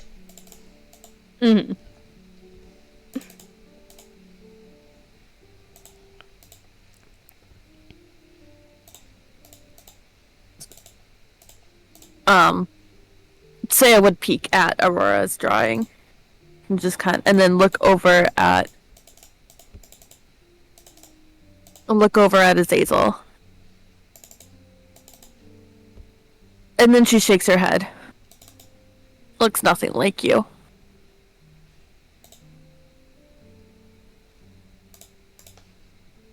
Then she goes, the drawing looks better.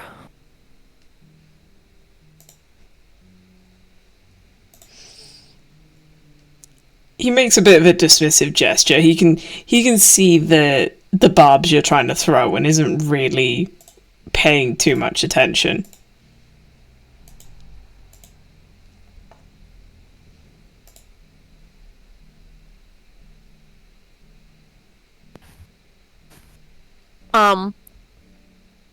She does sigh and just kind of look at she's just kind of playing with the charcoal pencil at this point in her hands, just like fidgeting with it. And she just kind of goes,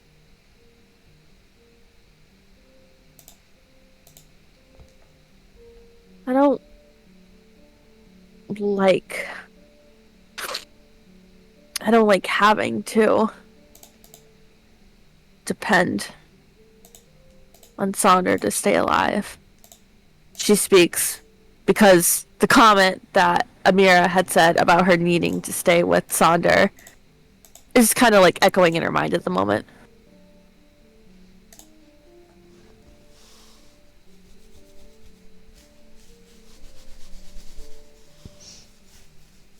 This used to be a lot easier.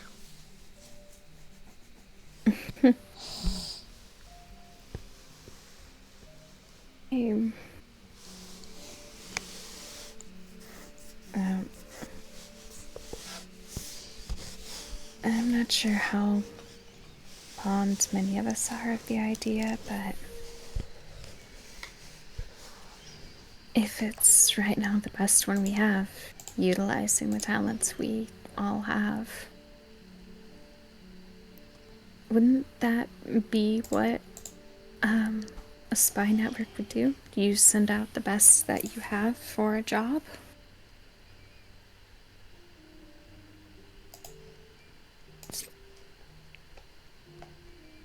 I think so. They never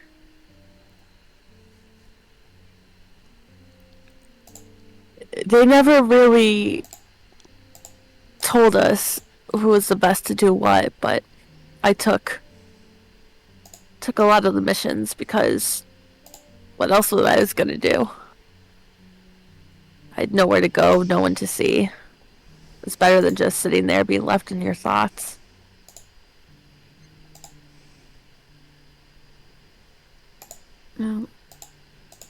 I don't know a lot about spies and things like that. That's obviously quite far from my repertoire, but I do know that on a team we have specializations, and to not rely on those specializations or to not use them when they're needed is not the wisest course of action. This is what Sonder knows how to do, and we should at least trust that he knows what he's doing.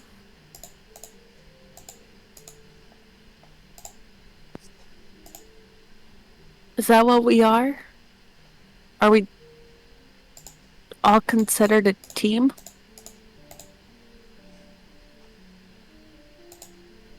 I don't know if that's how everybody, at least a couple of other people here, would think of it. Low-key, like, looking between Saya and Azazel as she says that. But that's what I would think of us as. We have each other right now, and well, what else would we be considered?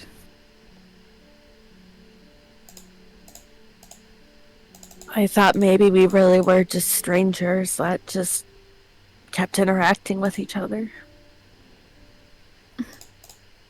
Strangers who interact with each other, sit at a bar, have a drink, and then go their separate ways to their homes. That's not what we do. We don't have a home here.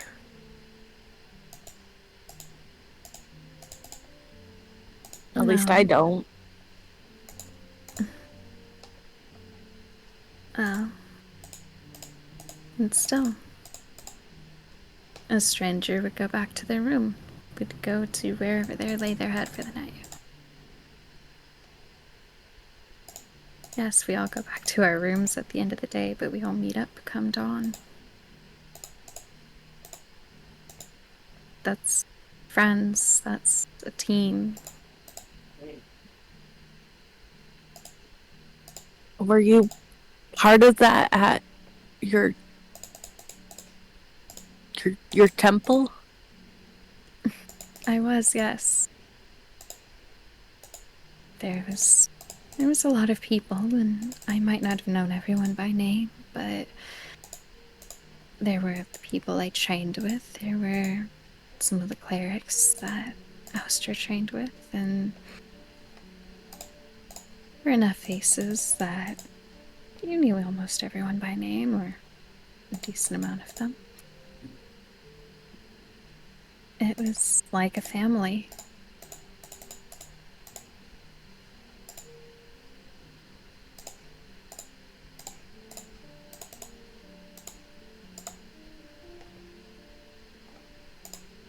I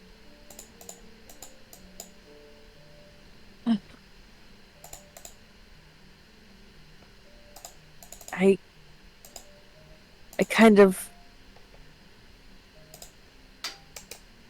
I wish I had something like that. I miss my parents, but probably better they're not in this world anymore. Oh, come to the temple with me when we get out of here. I know that my mentor would love to meet you. So would his wife, so would their family. They collect stories, and we would all have our own story to tell. I don't know if I would be allowed. Not exactly normal. And what is normal?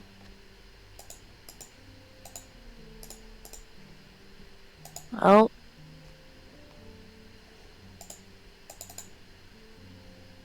um, I I guess it's what it's what all of you do and not what I do.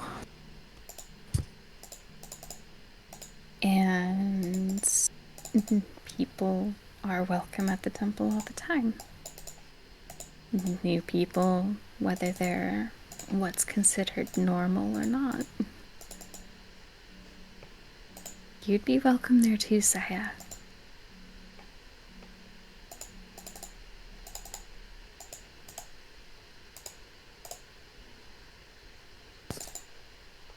Maybe. Who knows?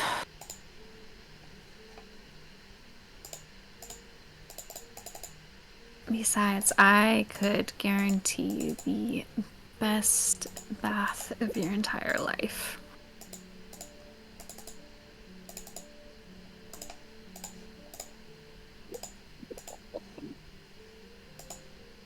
Oh, why do you like those so much?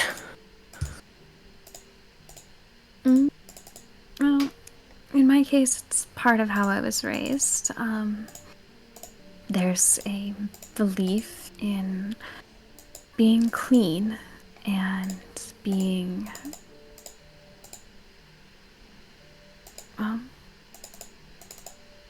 in being clean and by looking our best, it promotes a good image. It lets you feel good on the outside, and now it's something that I'm also very used to.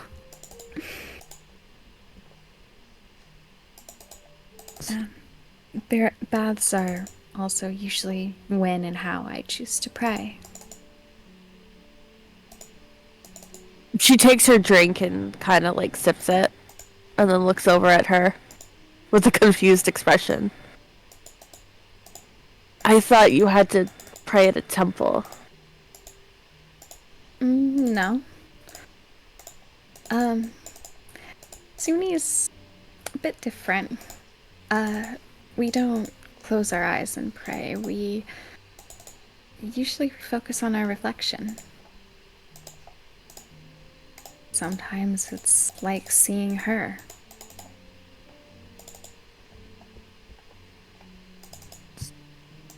Have you met her? No, but that's what'll happen in death. Which, much as I would like to meet her, I have things that I would like to live for.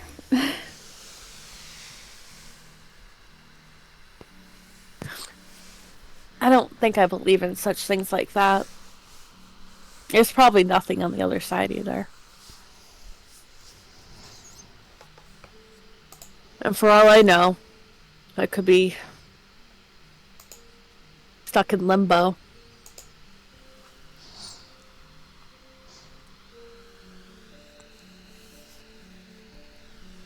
Dooney's supposed to have an afterlife of peace and love. It's simple, but it would be a happy eternity. She looks at Aurora and just kind of tilts her head and goes, "You are really all sunshines, lollipops, and rainbows, aren't you?" Who I am.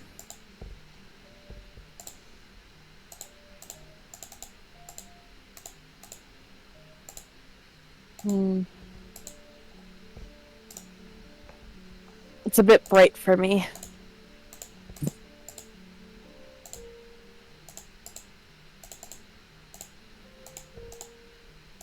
Would you like to spend your eternity?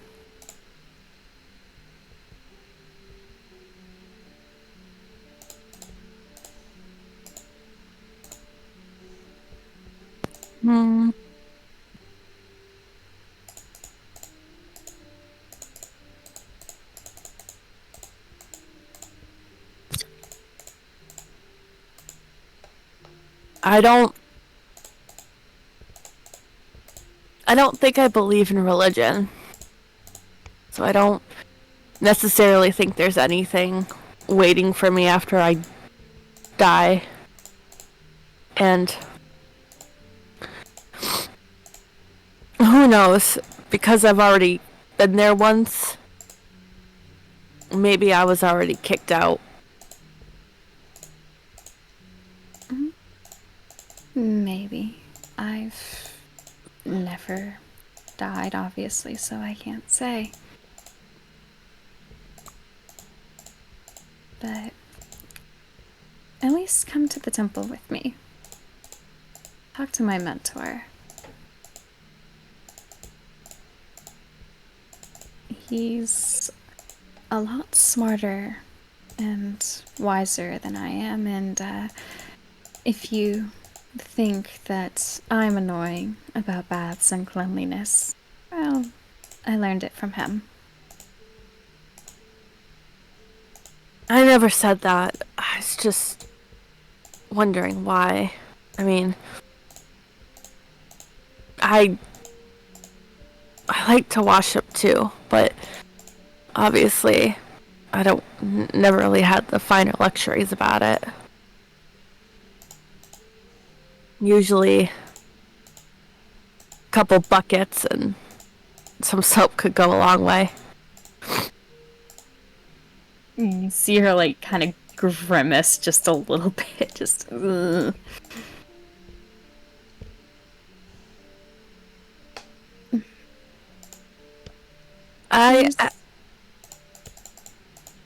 Go on, Sarah.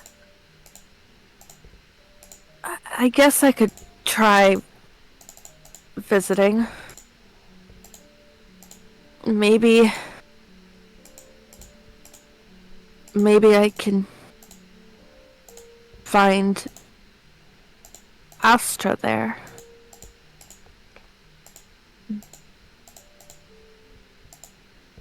That would be nice. I don't know who would have claimed her soul.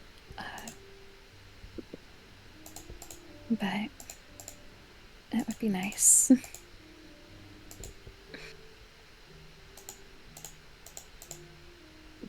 She would pick up the charcoal pencil and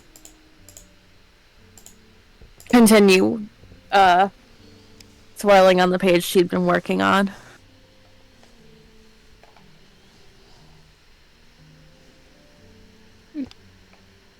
Yeah, Aurora then would go back to trying to work on her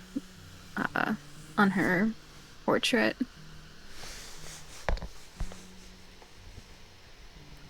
No.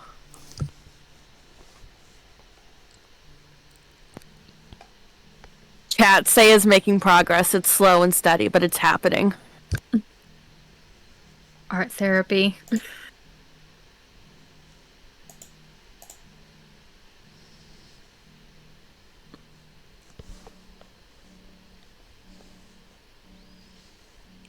Meanwhile, upstairs, we have a conversation happening between Jack and Mira.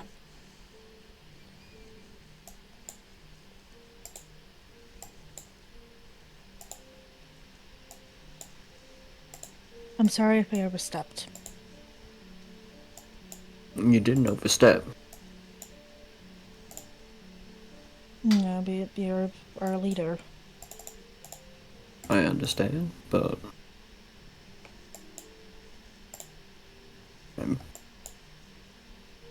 I'm not made to be a leader. I'm quite honestly worried as much as it could be. Almost every day.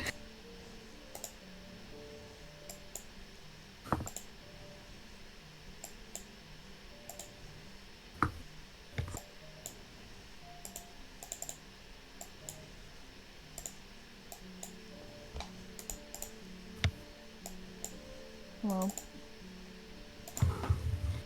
thank you for listening to what I said.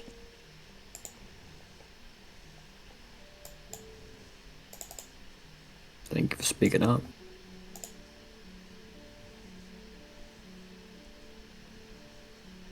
This idea I had, are you able to make things explode?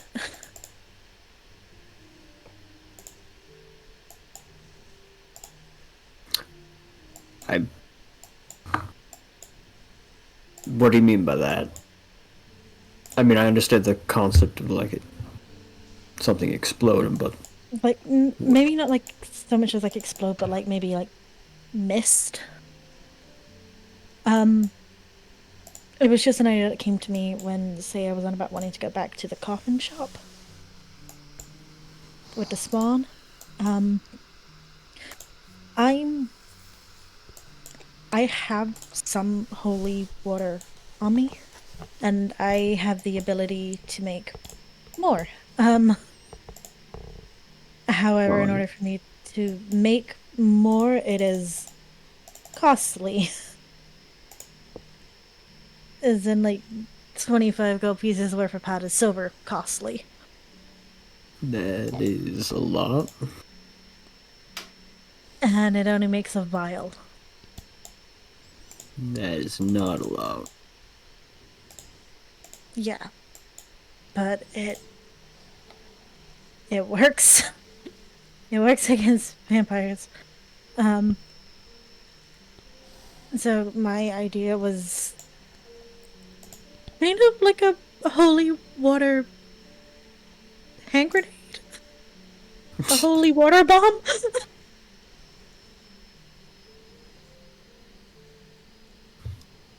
I do have a question. Okay. If holy water does work against vampires and things of that nature, Yeah. does it have to be concentrated, or would a mist work, or would that just make it null and void, or at least insignificant enough to not work?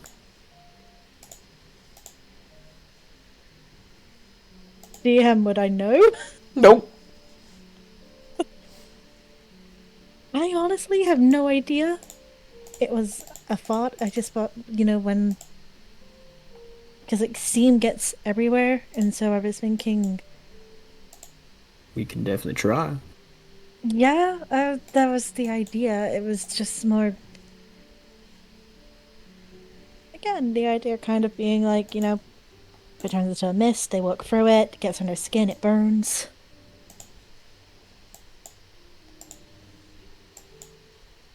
breathing in, then it burns like all the airwaves.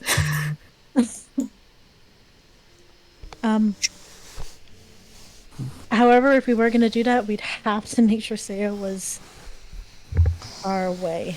Not far away, but like not in the vicinity of when it goes off.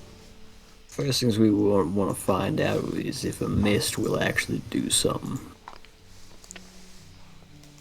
Because I don't want to put a lot of effort and resources into something and find out that it's going to do nothing. Let us make the air a bit more human. Well, we're going back to that coffin shop where apparently there are spawn. Fair enough. I can give you the holy water and then you can come up with something. Then you can try it there. Alright.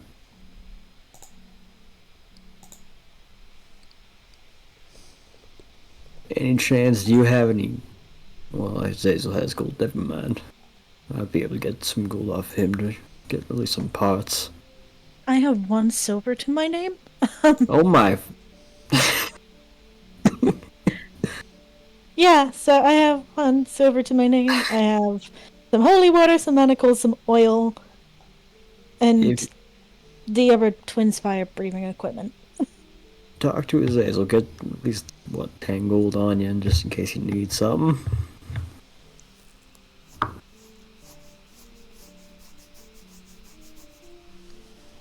But I'll try to think of something in the meantime for this. I mean, I don't need money. I have got rations on me, so And whenever you run out of rations, hunting in the woods. or you could just go ask Azazel and he'll give you some gold ideally. That's for the group, not just for me. Last time I checked, you were part of this group, right? Yeah. So, for you, yes.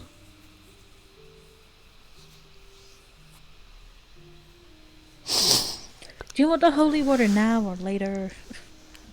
If you have a spare vial, I'll take the vial, but I don't need the whole It's water a just yet. I'm gonna flask. use it. I'm gonna start with normal water, see if we can do something with that, and then whenever we get that successful, move to the holy water. Okay. I also have a flask of oil. Do you need that?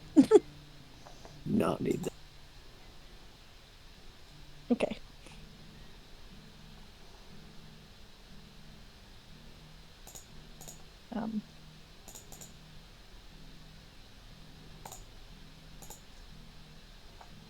That was just the idea.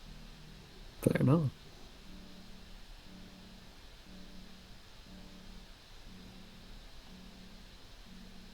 So, really- Go ahead. I know you said grenade or bomb primarily. Something that would just help disperse it. Alright, we're looking more for just dispersion techniques, not so much it exploding to get it everywhere. I guess it was more about being able to hit as much as possible with what we have available. I understand.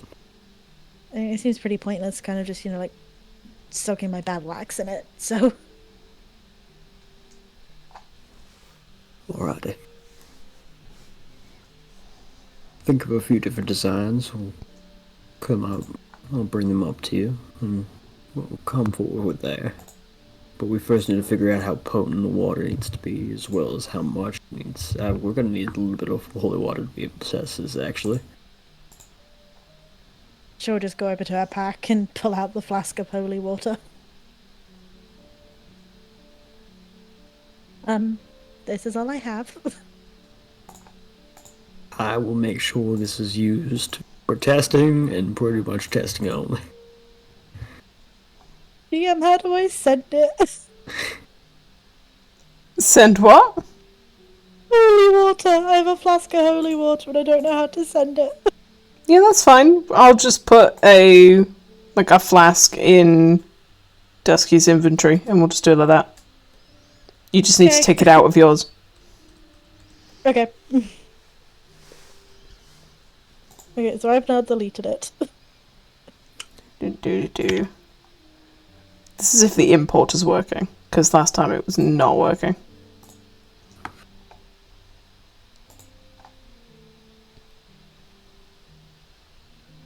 Okay, apparently that is. Alright.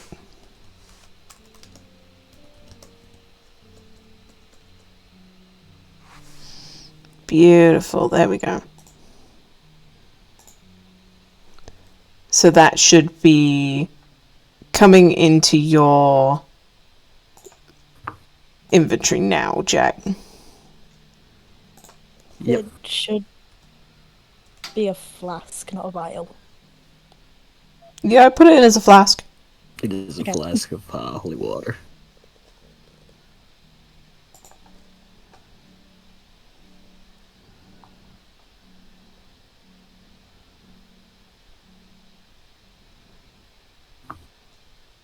Alrighty.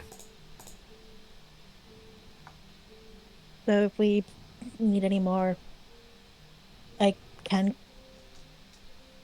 create more.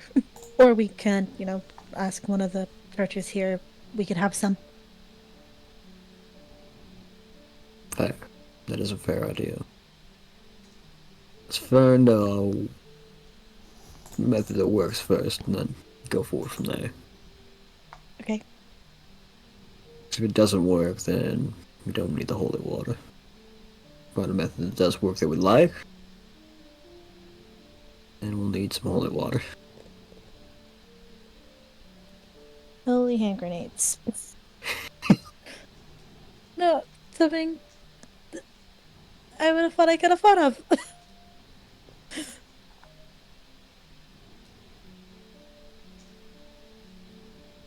But if it works, great. If it doesn't, then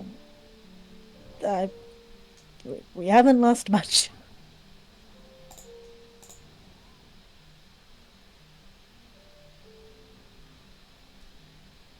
Alrighty. That Jack will head back down with the group.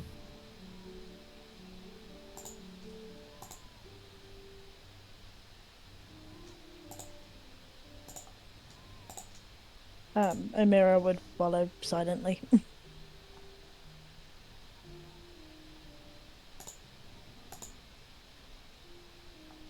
Okay. I guess the question is then, is there anything that you're doing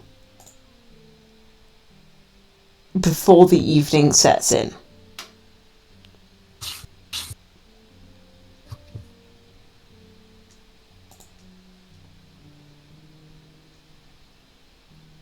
We should all figure out where we're actually meeting all of these people.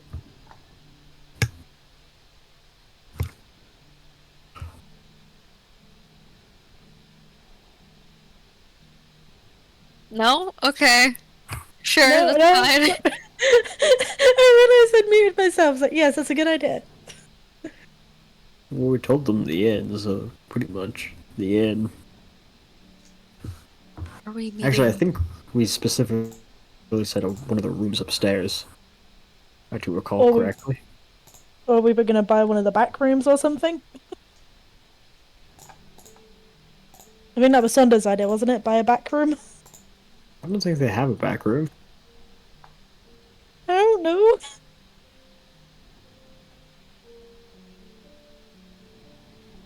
How about we just try the largest room? I think it's the one with that you have, Jack and Amira. The really big one? Yeah, that one. Just try to fit everybody in there. Easy enough. Say, can I leave my bag in your room?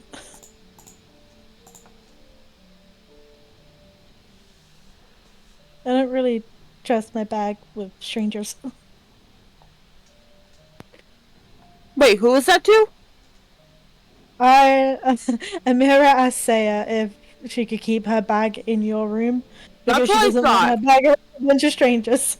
That's what I thought. Yeah. Saya's just gonna look at her and go, if you want to. Thank you.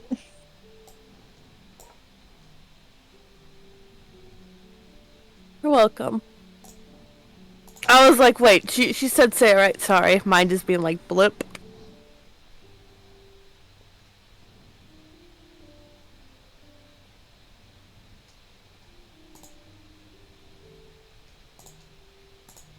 So I'll quickly do that before we meet people.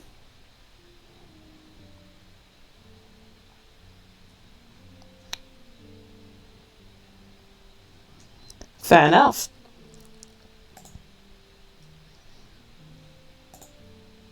Nothing else is happening, though. People are just rearranging and waiting.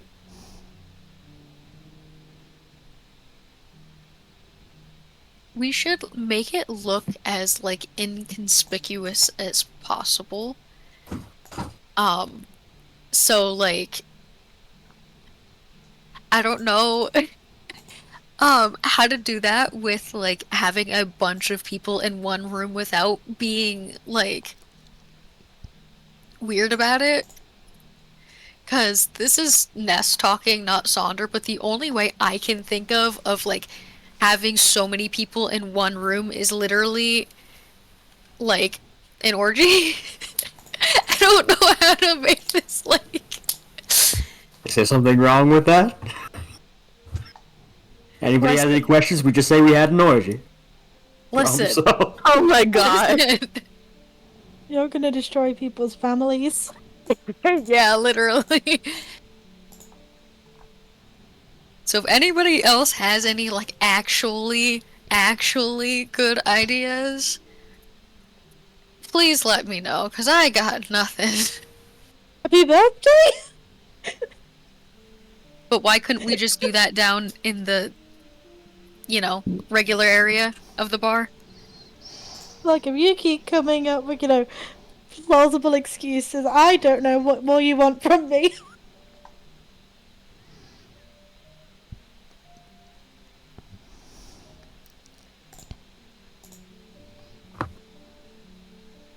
To be fair,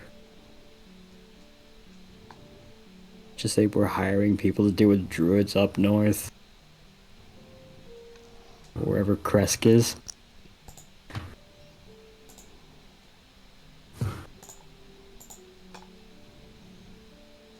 That's smart. Let's do that.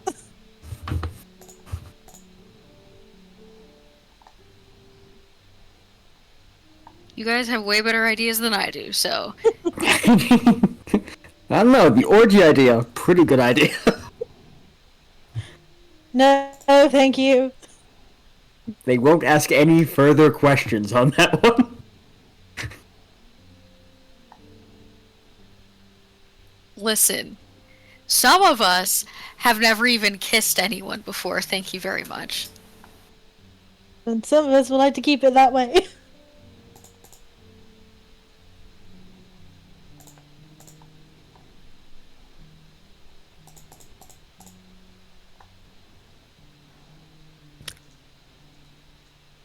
We're literally gonna have to accost these people at the door and be like, "Ah, yes, you're here to deal with the druid problem." Well, they're gonna be coming here thinking about the bear problem. Yeah. The bears and the druids. Hey, are you here about the bear problem? And they'll be like, yeah, totally. And then we're just like, ah, thanks, meet upstairs.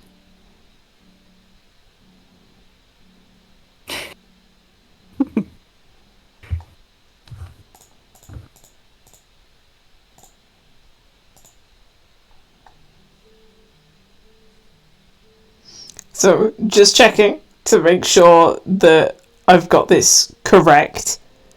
You're going to be meeting people at the door, very loudly talking about druids and bears, and then taking them upstairs. No. No. So, what... So, from what I think we should do is that we have all seen and met our own people. So we stay down here, and when we see the people that we've met before, we go up to them and we're like, ah, yes, you're the people who were going to help us with the bear, right? And they go, oh yeah, totally. And then we bring them upstairs and we go in groups. So whoever's group comes in first, we go consecutively. Mm-hmm. So we're not just asking random ass people, hey, are you here about a bear? I lost my bear. I can't find him. I have lost my bear. Bear with me, I'm sure we'll find him somewhere. Ha ha ha That ha sounds like ha a really bad joke. ha ha ha ha ha.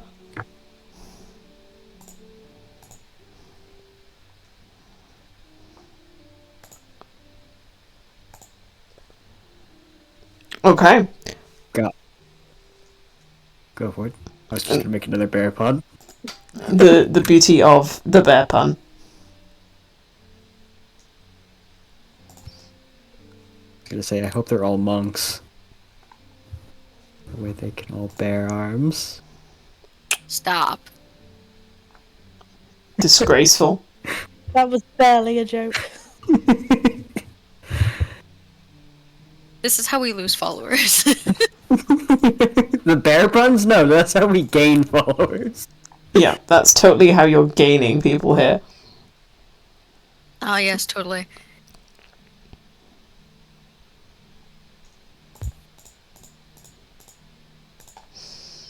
Okay. Do we station King outside the door? That way then they'll be like, yeah, meet the mechanical man upstairs and go in that room. I don't know, because we weren't there for that conversation, so it would have to be Jack setting that up.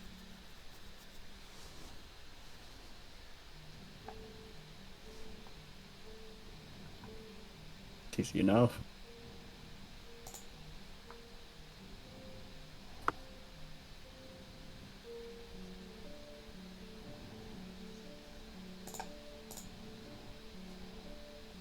Because somebody's gonna have to be like stationed outside the door or something, because otherwise they won't know which door to go through. Yeah. We could just tell them which door to go through. 4 doors on the 2nd floor.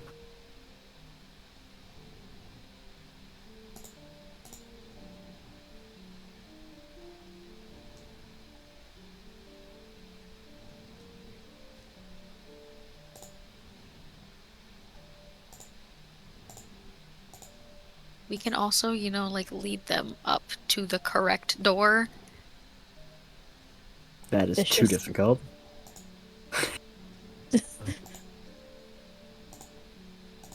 That is suspicious. You're making it sound like things are plausible. Did you say plausible or plausible? I said plausible, but that's fair.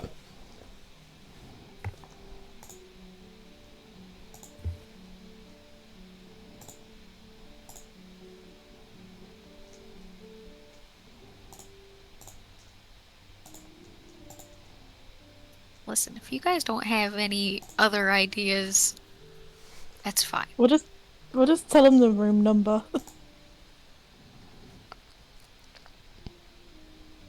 So when they see each other, they'll go like, "Oh, I know you. Yeah, I worked with you last Tuesday."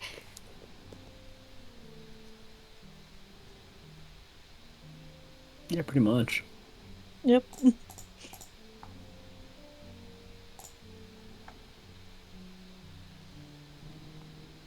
See them approaching, just kind of like, hey, we got your room. Here's your room number.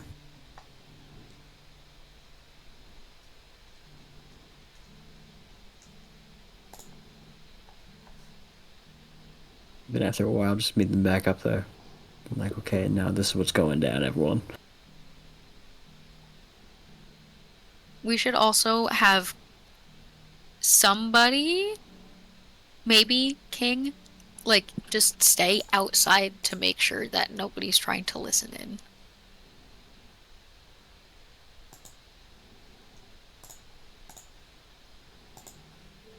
I don't know what King's going to do.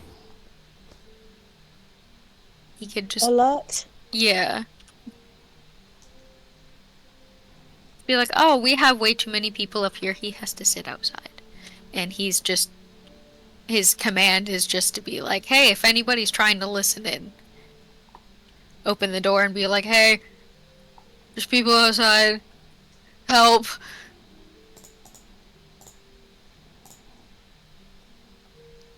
Yep, because that's completely what Right, King yeah. sounds like. Yes, exactly. That's exactly the how guy he's who cannot talk. Don't Just opens the door, pokes head in. Like, don't yes. tell him that. He has dreams, okay? Both of you to assume the king has dreams.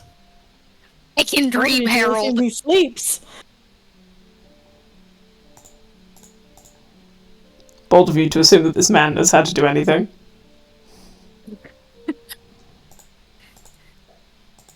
We have faith. Nope, she died. Oh, jeez, Too okay. soon. Too soon.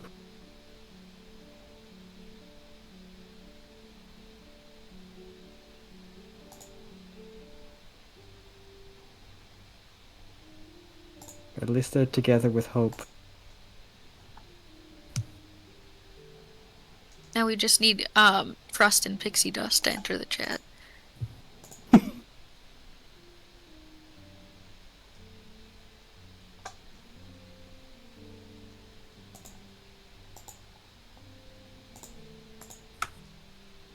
Yeah, I think it would be simple to just have half of the groups to be down, near the front of the, inn while the other half is up in the room. That way they know they're in the right room. Yeah. So see the other half of the party and be like, ah, yes, we met you guys with these people. Yeah.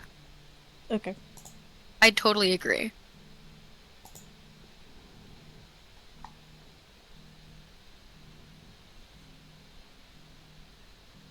So who wants to be upstairs?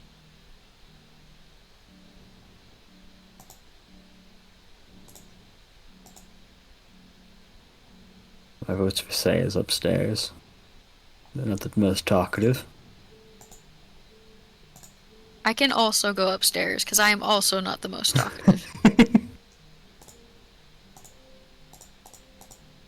Aurora, I think you're staying downstairs then. Okay. We have the talkers downstairs.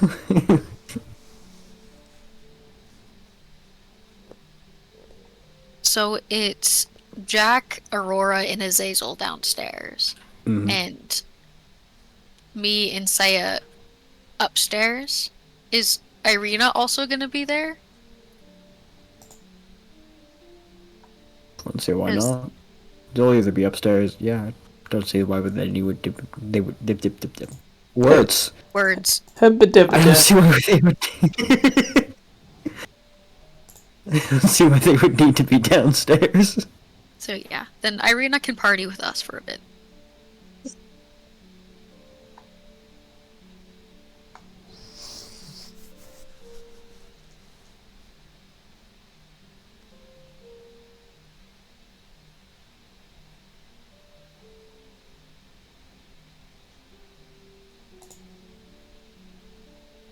How many beds are in the big room? There are 4 beds in the big room. Okay. Is there any way that... Because I imagine they're, like, perpendicular to the wall. No, Not actually, parallel. no, actually, they. Oh yes, sorry, I take that back. I forgot the definition of perpendicular and parallel. Then yes, they are. They are perpendicular. The headboard is against the wall. They are Yes, they are perpendicular to the wall. They run at a right angle. Okay. In that case, then Amira will ask Sonda to help her move the beds so they are actually now like against the walls, so people can sit around the edge, and then like also basically so they have a bit more of a space in the center. Mm-hmm. Totally. And we need to do it quietly. Yeah, Sonder and her can literally just pick up each bed Yep. and not like rolling it across the floor, just very gently setting it back down. Just picking it up. Gently set it down.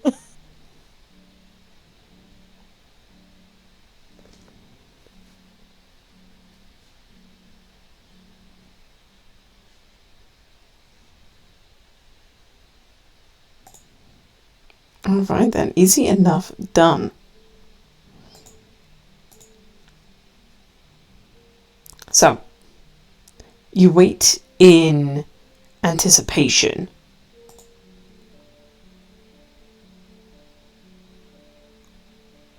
Not entirely sure what's going to happen. And then the first few stragglers begin to come in.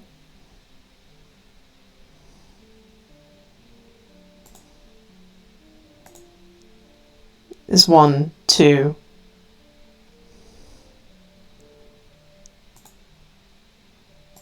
Every now and again, you can hear them calling to each other.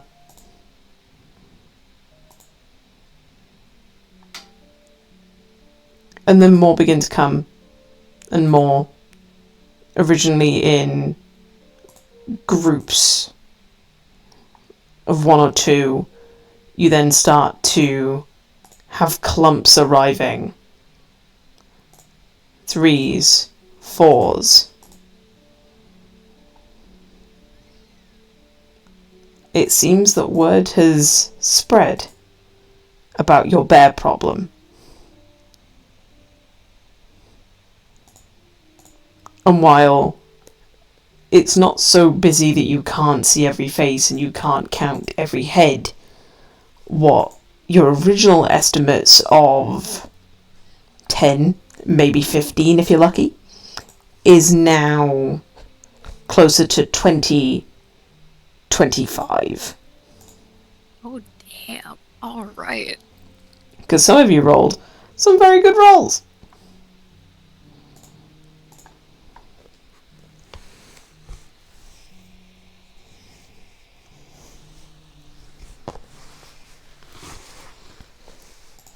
All of these people are funneled upstairs. And it then is left to you all. You are very much crammed in this upper bedroom, but you do all fit. Beds are being used as benches. Some people have bought a drink at the bar and then head up to the room.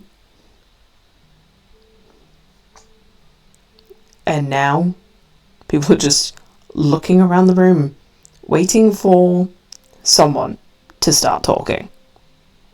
Or at least, I take that back.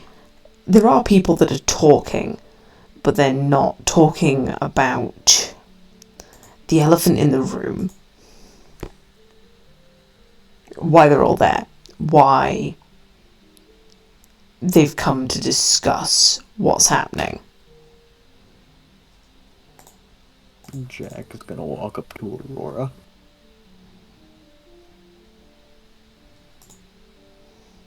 Would you be able to do me a favor? I can certainly try. Oh.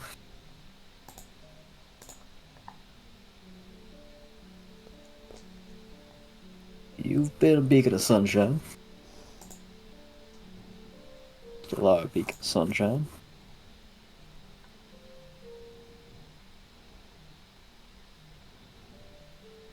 Think you could rally them?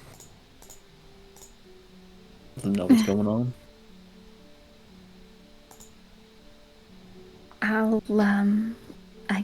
I can try.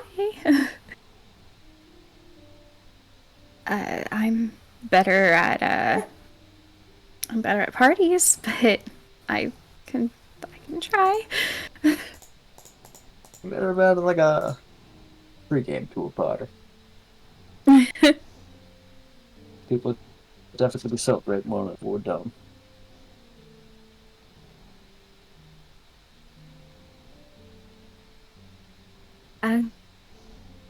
I'll give it a try, fearless captain.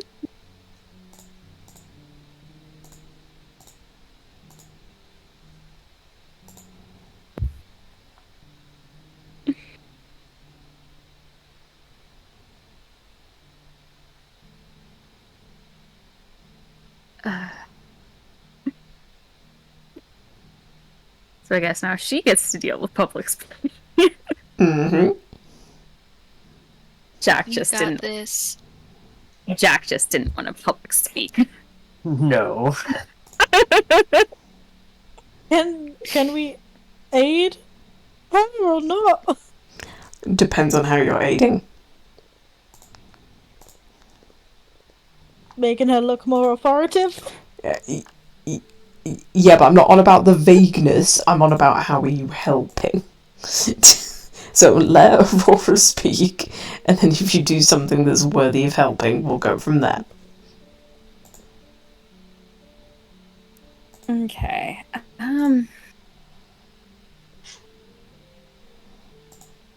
Well,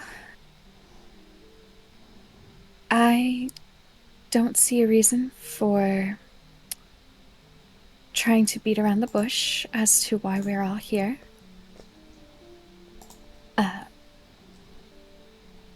I'm sure many of you have guessed the reason, as from what I've told it, the usage of bears isn't exactly subtle here. But us, our group,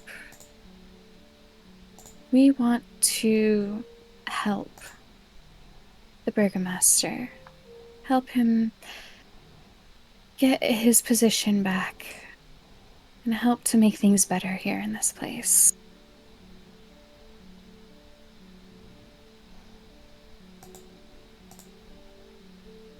We were sent to you fine gentlemen as a recommendation.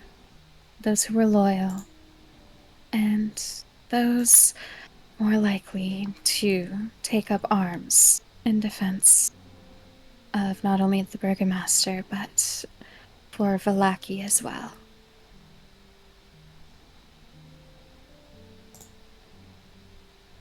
She's pausing here to kind of try and read the room and how they're reacting. Make an insight check for me. Woo. You got this. I don't got Oh, this. God. Oh I no! don't got this. I don't got this. It's really hard to tell. It's really hard to read a room of 20 to 25 people, all with different motivations and all with different potential motives for even being here in the room in the first place. Mm-hmm.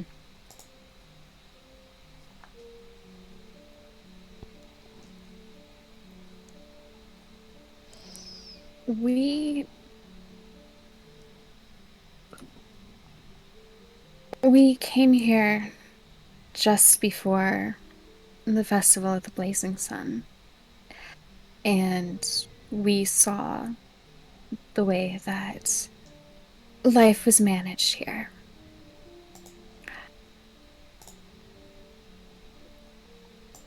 At the end of the day, what we want is for a better place for you and your families to call home.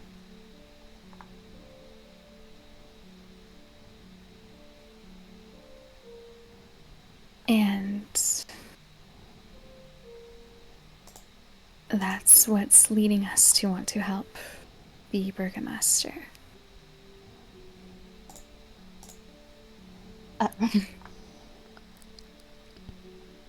Uh,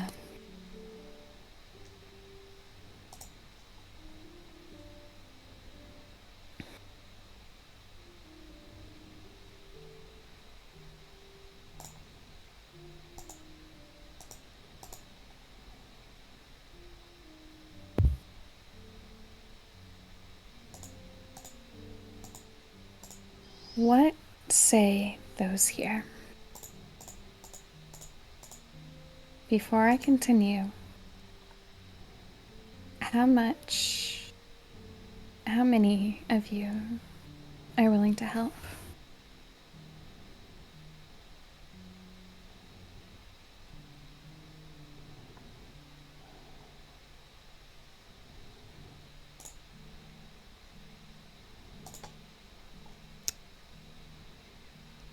There's a general murmur that seems to be going around the room.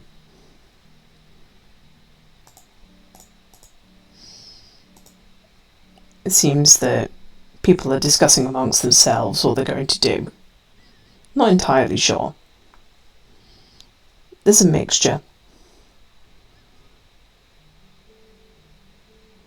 Not necessarily a strong opinion coming out either way.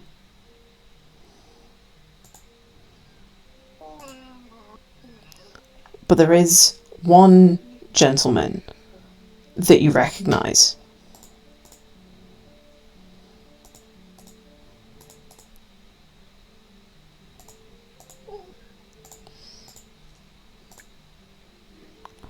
Aurora, it's the man from the church that seemed to be a little bit more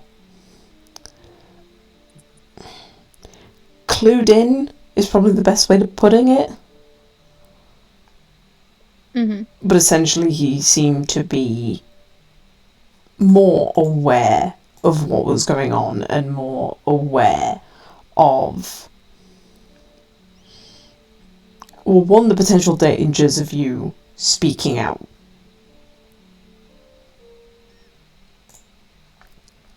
But also more aware of this, I guess, like, double coup and what it could bring and what it could mean. Mm-hmm.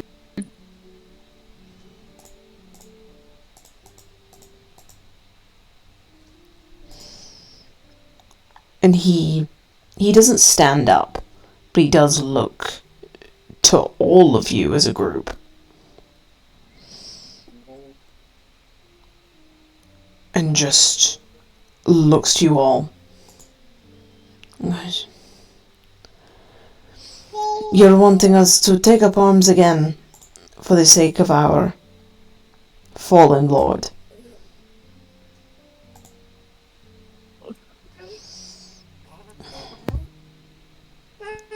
Call it cynical if you wish, but at the end of the day, we don't know if we can trust you.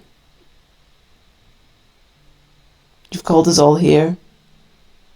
There are quite a few of us in one space. It'd be quite easy for you all to attack us now. What reassurances can you give us that what we are doing is right?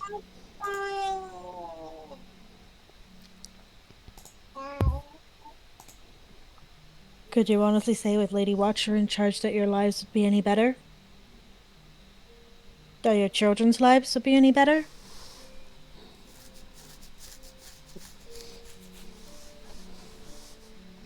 The Burgomaster, while flawed, he at least was trying to keep you safe from Strahd.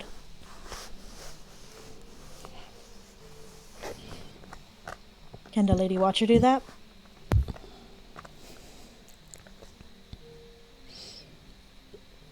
I believe terms were made earlier that will help with a new order when the Burgomaster is restored. She's looking to towards Jack and Azazel for this because that was their conversation. And if you need any proof that we sent here on good standing, and Azazel reaches into his bag and pulls out the wax seal that had been given to him by the Burgomaster. And he holds it up in a way where everyone can see the insignia of the prancing bear. This was given to me by the Burgomaster to show proof of loyalty. He knew that you wouldn't believe us. He knew that you'd be skeptical. So here, proof if you should need it, that we were sent by him. Or at least on his request.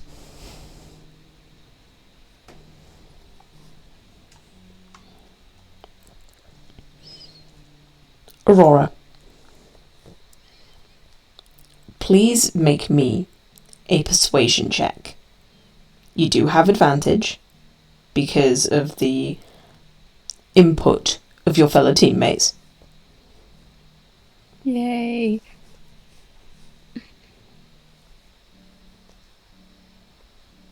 Nice. 21.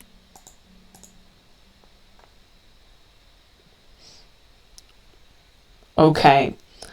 In the mention of Lady Watcher, the showing of the seal, you proving that you've come into this room with a plan, you're not just winging it as you go along, or at least appearing to have a plan.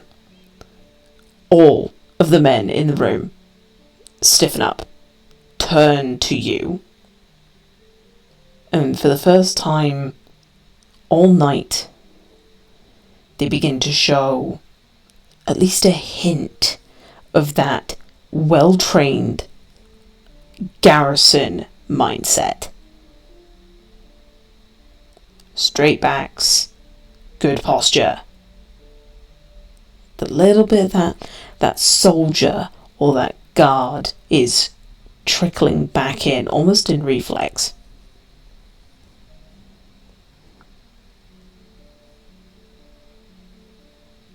It doesn't look like anyone doubts you right now.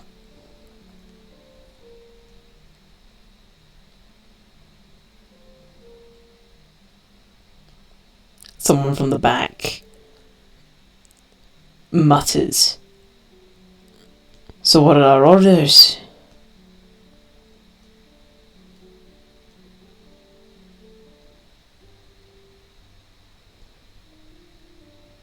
I go get up at this point in time.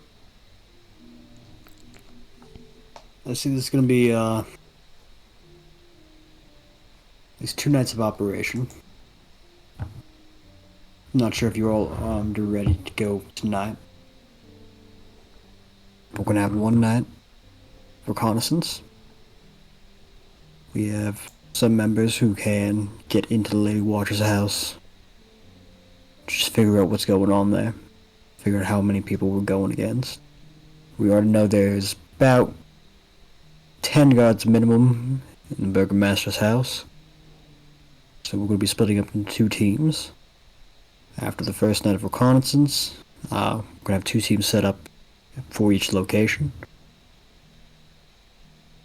Just in case things go sour, we'll then have to strike fast. Strike then. But if the reconnaissance goes successful,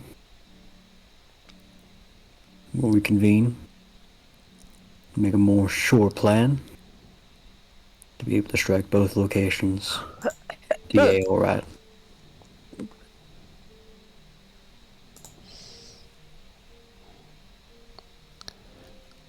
One of the guards yells up at that point, Jack. He does actually interrupt you and just goes, a lot of us had our armor and weapons taken away when we were stripped of our position.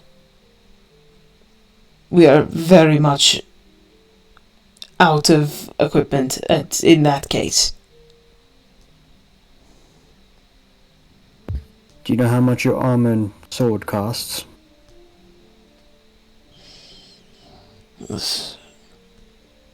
The original guy then almost begins to hunker down, like trying to do the calculation, and then someone else calls out. I just need a shiv to stab someone in the neck, then I can get my breastplate back.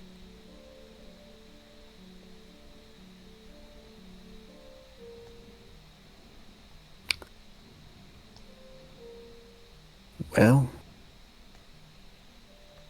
I know there's a blacksmith in town.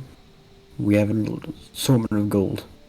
We'll divvy it out equally. You guys get yourself what you want, what you need. We'll take this town back. Put it back in the right hands. We have two main objectives on our goals.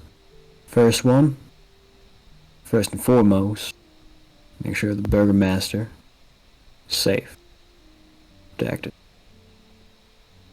Second one, take out that witch watcher.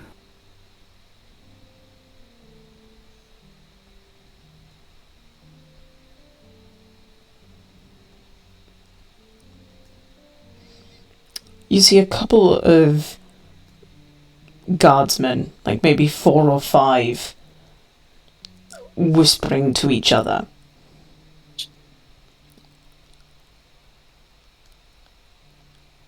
And after you say, we'll go after that witch watcher, they break apart. And looking up at you, Jack, one of the... guess he's the elected spokesperson, at least someone that's a little bit bolder, goes, we do have a small plan on how to potentially get some armor. But it'll need to be done throughout the day tomorrow. Maybe some tonight. I guess it really depends on how little noise you want us to make. Ideally as little as possible. We haven't done the reconnaissance on Watcher's house yet, and, well, I don't want to be sending anyone into something completely unknown if we can avoid it.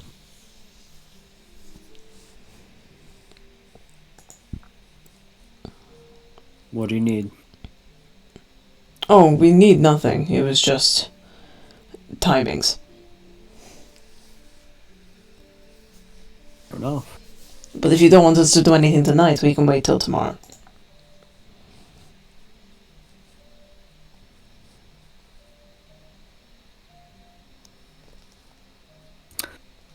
Ideally tomorrow.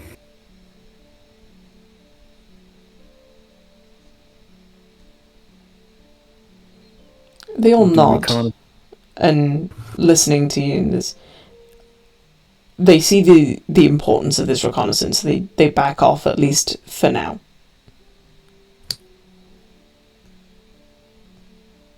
Purchase gear. Short swords. Breastplates. Get what gear you can. Be prepared for a fight tomorrow. Same time. We'll meet up here. We'll split up into 2 groups. I whisper in Jack's ear, but maybe tell them that some of them should have their wives pick up the weaponry so it's not so suspicious. If you're married, have a wife pick up the weaponry. If not, pick it up yourself, I guess. We can also get some as well. Plan on picking some up, talk to Azazel, get some gold.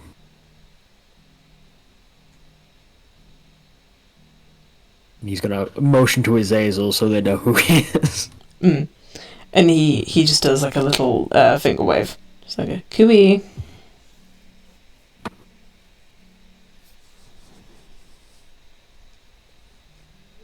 You guys have any questions?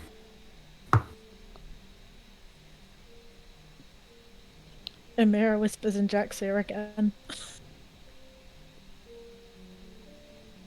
Just, you need to tell them they need to be ready on the reconnaissance tonight, just in case anything does go wrong, so we can strike quickly. But tell them that they will have to wait for a sign, and they will have to look as if nothing is suspicious.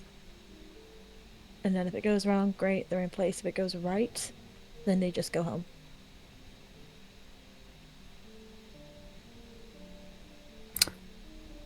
With the reconnaissance tomorrow.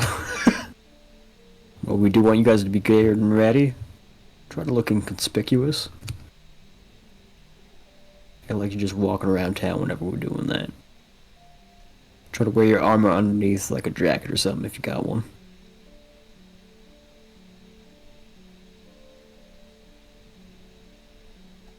So if you do need those breastplates to be ready, might as well get it tonight or tomorrow morning.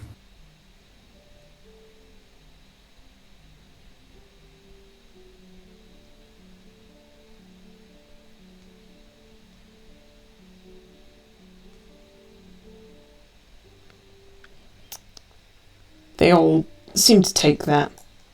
So the message that you've given them is to wander around town, be inconspicuous, a way to signal that you haven't given them, you've just told them to wait for a signal. Whispers to Jack there needs to be 2 signals, one for a go, one for a no-go.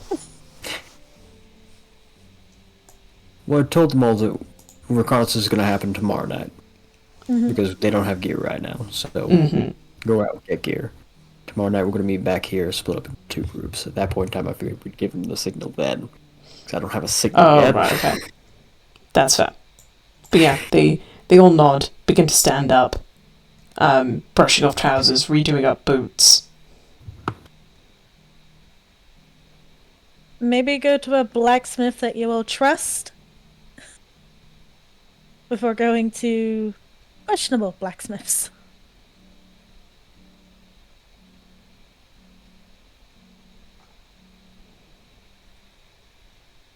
Yeah, there's mumbles, and there's mumbles of a name Dabney, and then they continue on and out, leaving the room as conspicuously as a group of 25 guys can. But they leave down the stairs and out of the inn.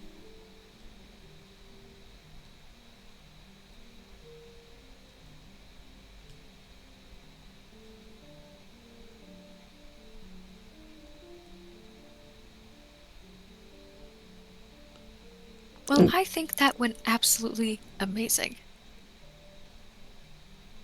So far, so good. You guys. Thank you, Aurora. Thank you, Amira.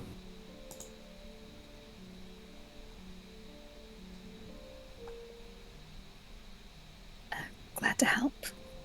Glad to help. Just nods to Jack.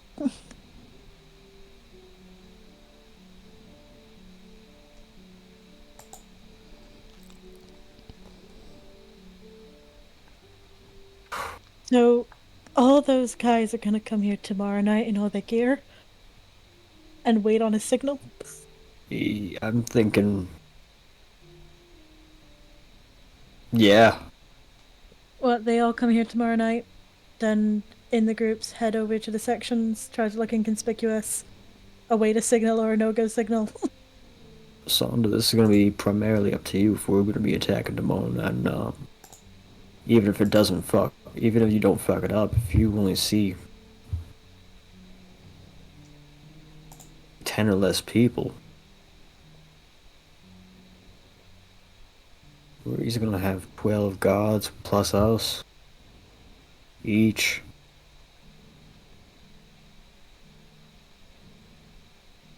This is speaking, we might just have to go ahead and go.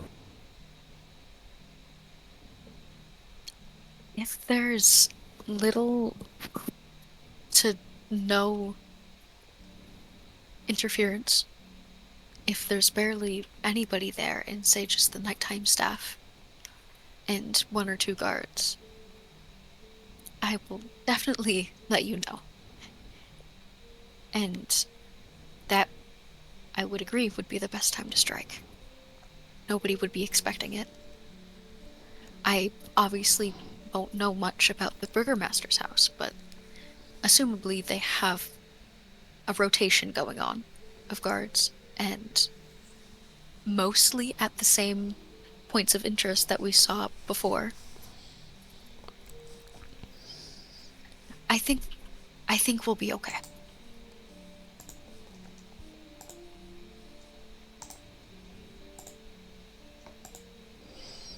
I just hope that, at least on our side, that everyone turns out alright.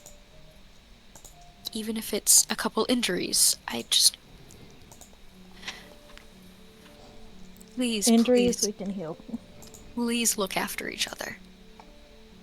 Whoever your squad mates are, make sure they're okay. Make sure that they have cover if they need it. But take care of yourself too. I'm not sure what's more conflicting as of right now. The joy of so many people showing up tonight, with the fear of Strahd possibly showing up now whenever we're doing this. If we do this fast, if we do this clean, then he can only show up afterwards. After we're gone. After he realizes, at some point, that his watcher has fallen.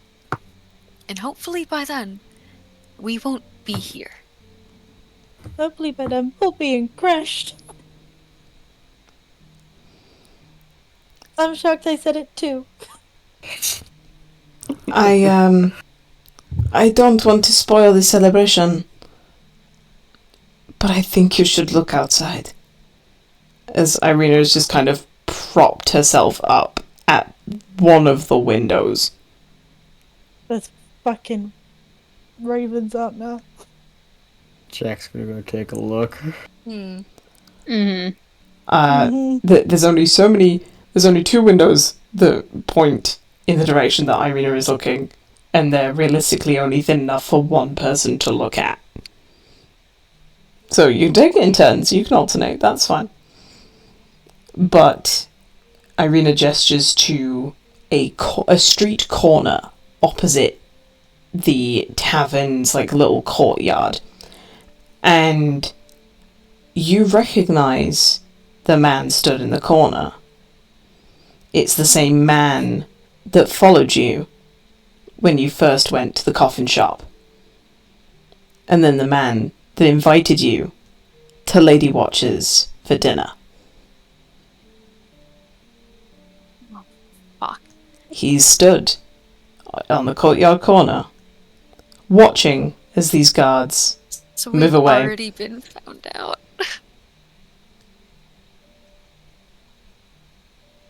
Wait, you were breaking up on my end. Who is it? Same guy who invited us to Lady Watchers and was stalking us around town and all that jazz. Azazel's friend, quote unquote. I can cast hold person on him, and one of us can go down and murk him. And then it's gonna look suspicious whenever he doesn't make it back to Lady Watchers. We also don't know what he knows. All he saw was a group of men coming for a drink and then leaving together.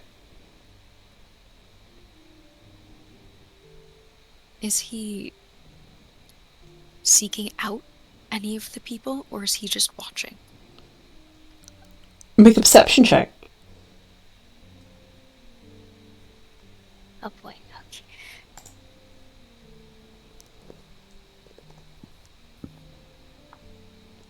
okay. Sonder, you genuinely from this distance, and because the type of glass that the inn has, it's not fogged, but it has an almost swirled pattern ingrained into it. So as you're looking down, you can tell that it's him, and you can see a silhouette, but you can't actually tell where he's looking, how he's posed. The little intricate detail is really hard to see. Alright, then Sonder will just... I can't exactly see from here, but, does it look like he's talking to anybody? And Sonder will move out of the way. I'll have a look. Make a perception check. Is that perception? Mm-hmm. Fucking damn it! All of us are ass. I have not rolled above a 10 tonight. With 12. From the looks of it, he seemed to be watching the crowd disperse.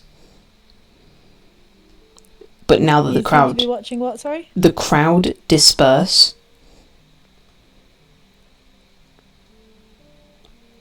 And now that the crowd is gone, he seems to have taken up a post.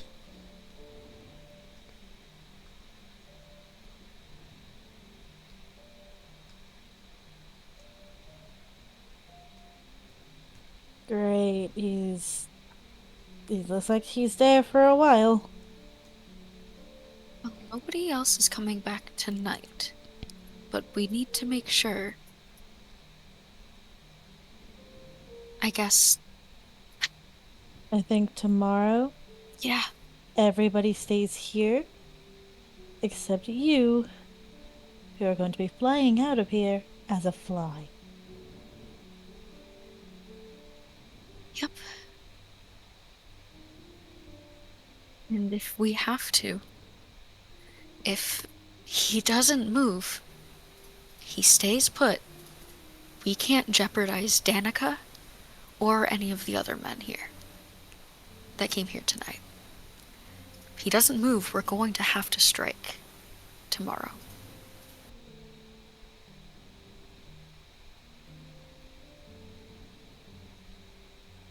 It's a shame none of us can turn invisible. Because we could easily go outside, hit him over the back of the head, bring him back in here, I got some manacles, and Azazel could go in his place back to Lady Watcher and report back. Technically, I can turn invisible, but only for a very, very short amount of time. And as soon as I do anything, I turn invisible again. I looked to Jax like, it's an option.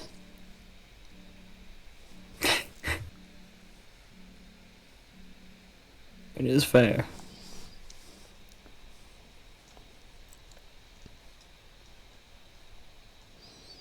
Well, I'm curious, just want to go down and talk. I don't think that's a good idea. I mean, you can take my manacles.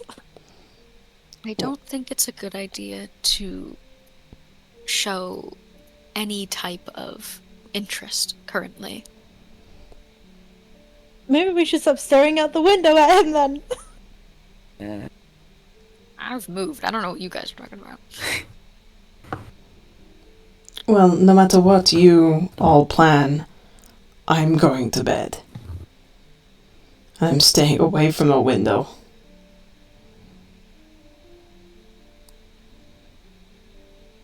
That's probably a very, very good idea.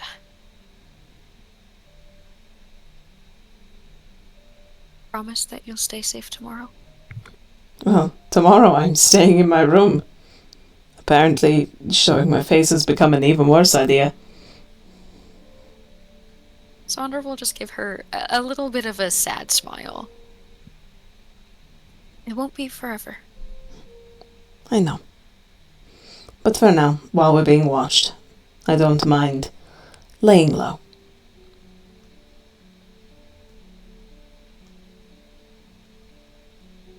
You need any company, let me know. I will always take your company, Sonder. But that is up to you.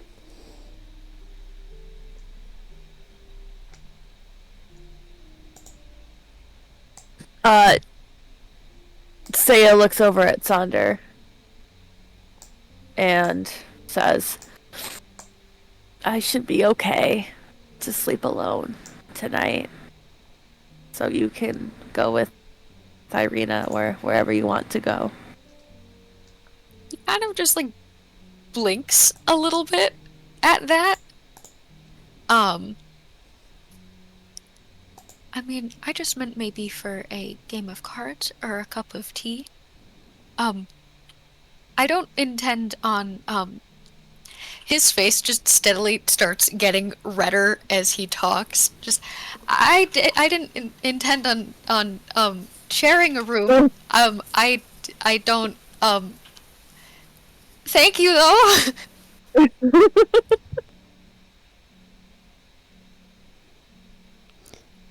Irina's quite serious expression does curl up into a small smile. She just kind of shakes her head in amusement and calling over her shoulder, just goes, "Good night, everyone." Good night, Irina. Good night, Irina. Good night, Irina. Have a good night. I'll see you all bright and early.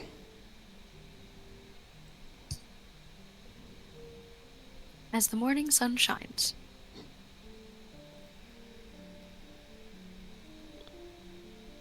There, I Alright. can walk you back to your room. I can grab my bag. She nods.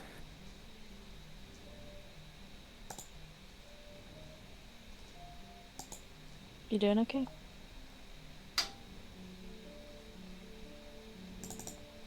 What do you mean? Are you okay?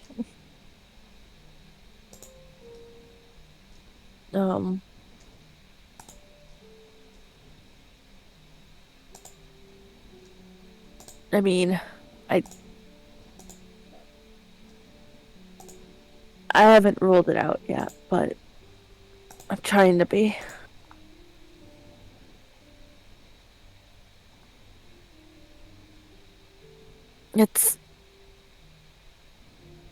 It's hard. Mm-hmm. I know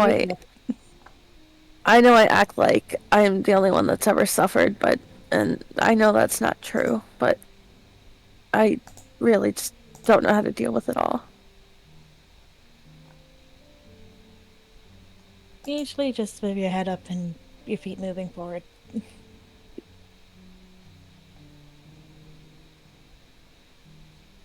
Does that usually help? Does it help you? To not focus on the past. There's nothing I can do about the past. I can only control what happens in the future.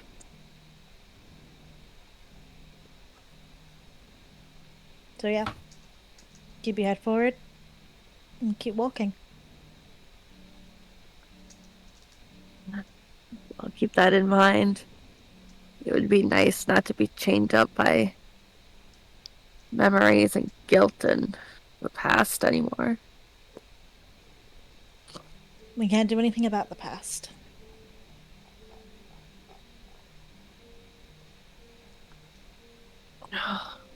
Wish I could. Yeah, You know- but then it wouldn't be the past, it'd be the present. You know, it feels like anytime I try to get close to someone, something happens. I almost wonder if I should just keep myself closed off, but everyone's telling me not to. I've only known you in a short amount of time. How well did it happen the last few times you went off on your own?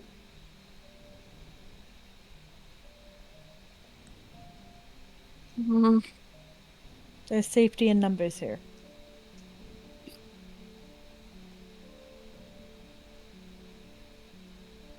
I was on a mission the first time that I got into trouble.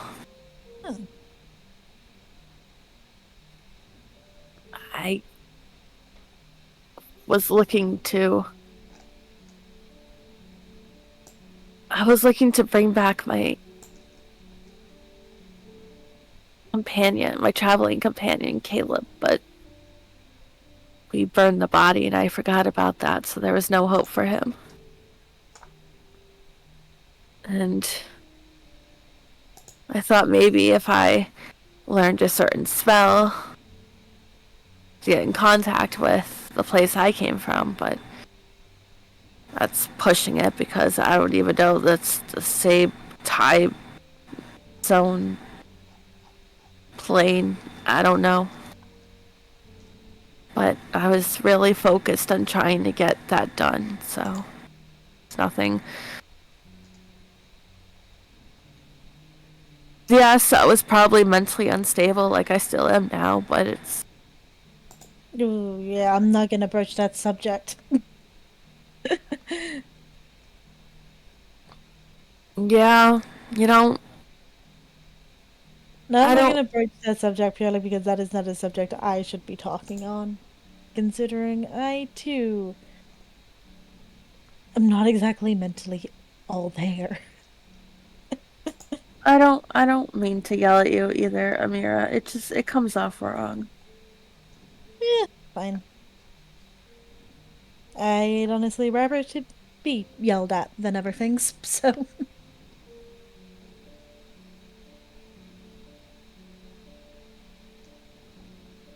How did you cope with living here for so long?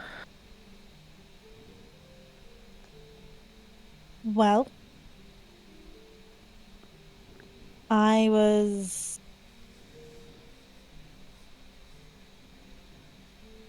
I was raised by the Vistani. And between you and me,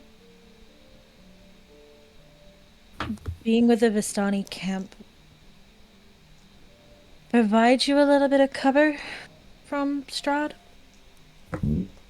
In the respects of, like, they are Strahd's. So you have a bit of cover there. But as for me surviving so long, it's because I don't go off on my own. I constantly have to think and rethink and think a bit more about my actions and what could happen because of them. And I was raised here, I was born here. I understand how awful this place is. When I tell you this place is trying to kill you, I'm not saying it as like a cute little ha-ha funny joke. I literally mean this place is trying to kill you. I never thought I would be in a place that was like this. I didn't think such a place existed. In my experience, you could probably think of one of the worst things imaginable, or many things imaginable, and they are happening somewhere right now, at this very moment.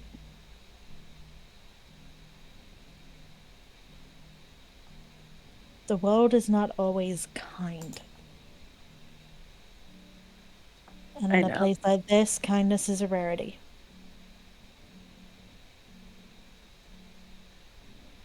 You know, Mira, I will say, you being here, living here, and experiencing everything you probably went through makes you very tough. And I wish I was as tough as you are. I don't know if it makes me tough or if it makes me resilient. But sometimes, I wish I didn't have to be.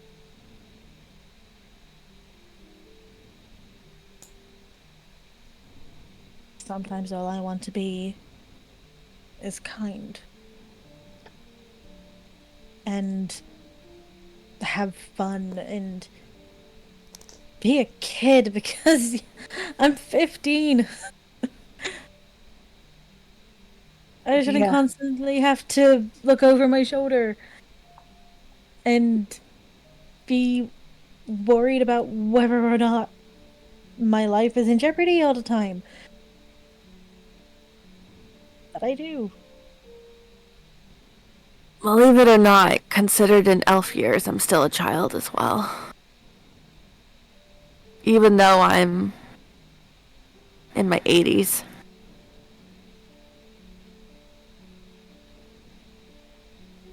So you're like an old teenager. I am. It's not the best. So when do you consider like an adult? And I become 100 years old. Oh wow. But I guess for an elf, it's different. Yeah, a little bit. You reach adulthood when you decide to change your name. You change your name? Something like that. It's like you're stepping out of adolescence and becoming an adult. So you kind of start a new identity. Something in Amira's eyes click there.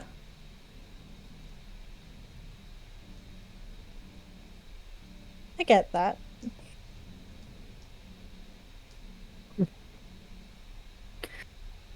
I've been Giving through a yourself lot. a start. I've been through a lot, but never once did I think I need to change my name yet. So I'm not ready. I'm not there.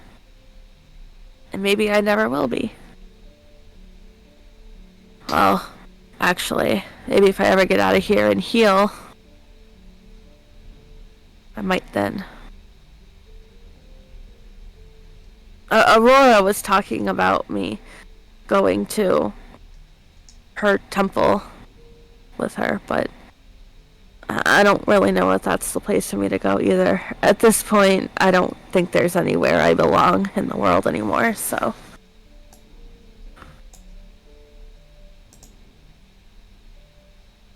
I'd hate to stay here, but maybe. Oh god, do not stay here.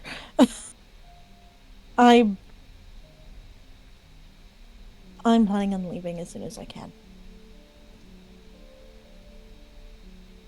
Because while I grew up here and while this is all I know, it is not all that I want to know. I want better, I want fun, I want adventure, I want laughter. I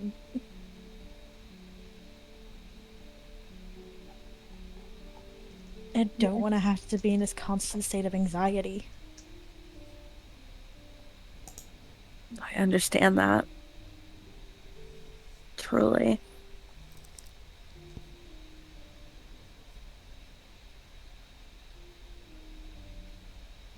Oh, I think that's why I was taught not to have emotions. Yeah. How's that working out for you? It's scary. I don't like it. They're Having the emotions or not having them? having them. They're seeping through and I can't seem to stop them.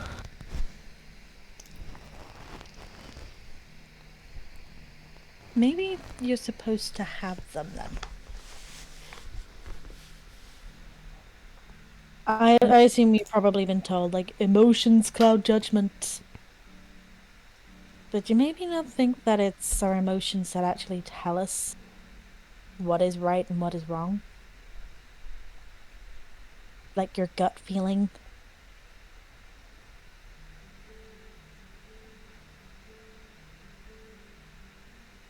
I never really thought about that.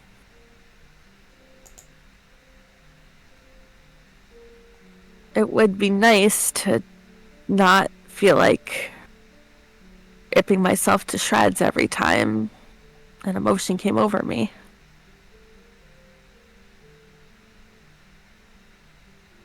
Next time you feel an emotion, ask yourself, and maybe think more reflectively on why am I feeling like this? What is this emotion trying to tell me?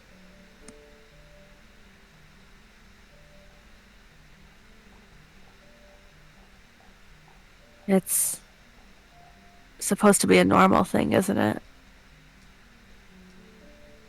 Yeah, but I've never really been normal, so.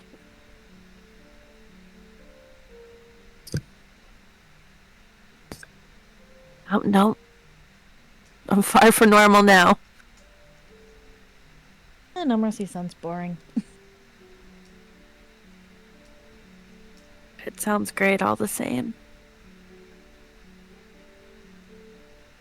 And I'm envious. Even if you say you're not normal, Amira, I'm envious of you. Oh, no, you're not. Aurora, no, I am. I wish I could be like everyone. Aurora walks around like she's in constant springtime. Because that's how she was raised. And you're like a mama bear. You're not afraid to tell someone how it is, or See, that's where you're wrong. I am terrified of standing up and saying something that goes against the grain or against leadership. And it's something that's been hard for me. Because I was always told, you follow the rules, you keep your head down, you'll do okay, you'll be fine. And then in this group, there are so many things that are happening that it becomes to the point of like, if I don't say something, somebody is going to get hurt. And so I have had to speak up on other people's behalves. And it has been terrifying. But this group has already lost a lot. Yeah, it has. I'm not willing to let it be lost anymore.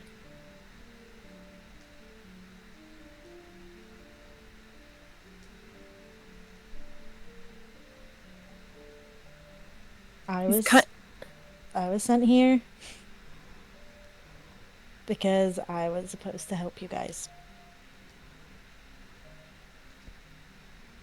So here I am, helping. Who sent you to us anyway? Ava. Oh. And Mother. As in Mother Midnight, not like my mother. You can see like a grimace across her face as she says like her own mother. Oh, I see. I don't really have parents. Neither do I. I used to. But they died.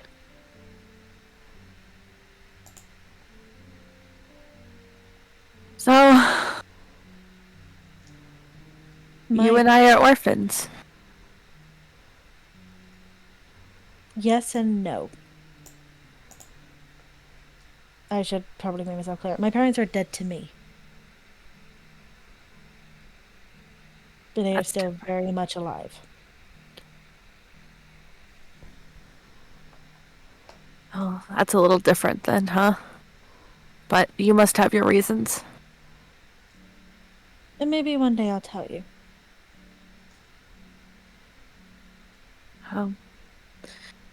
You don't need to. Well, I was gonna say today is not that day. But when I ask that you be safe, and you think, I mean it for your safety.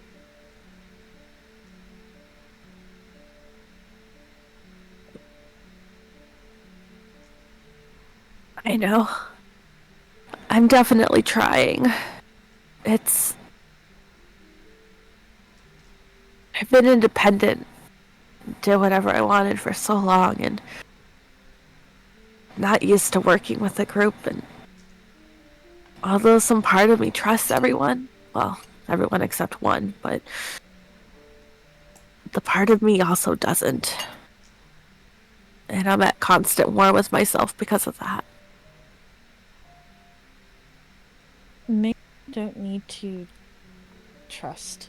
Maybe what you just need to do is have a mutual understanding that we're all working towards the same goal, which is getting Irina safe and getting the fuck out of here. Amen to that. And I don't even believe in God. Which one? Any of them. No religion for me. Okay, I'm not gonna try to sway you into the arms of Mother Midnight or tell you about What I the Dawn Master. Like, you take what you want, believe what you don't. It's completely your choice. what I do believe is, and she kind of looks around for a minute, and then looks at Amira. I think Jack should start charging everyone 1 silver for every time we slip up and call him Captain, oh Captain. Well, I'd be -2 silver by now if that's what we were doing. I tried calling him it once. He kind of laughed and said, "Oh gosh, not you two," but it's just not my thing to call him that anyway.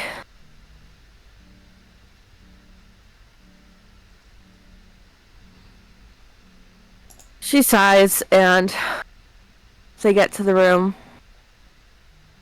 She's gonna go over to the muffin and kind of rips it apart and gives half to Amira. I'm This so is- glad you remembered. It's from Sonder. He gave it to me.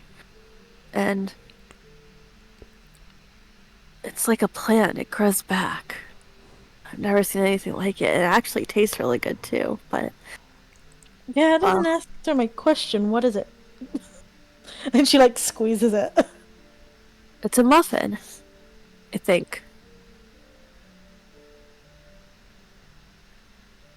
A what? Yeah, I don't know. That's what he told me. It's some kind of muffin thing. She just keeps squeezing it. He has like a dancing plant too. It's kind of cute, but strange. I like Sonder though. Yeah, he's nice. It's a dancing plant and a muffin? I think that's weird. It'll grow back in the morning. It's like nothing will have happened to it.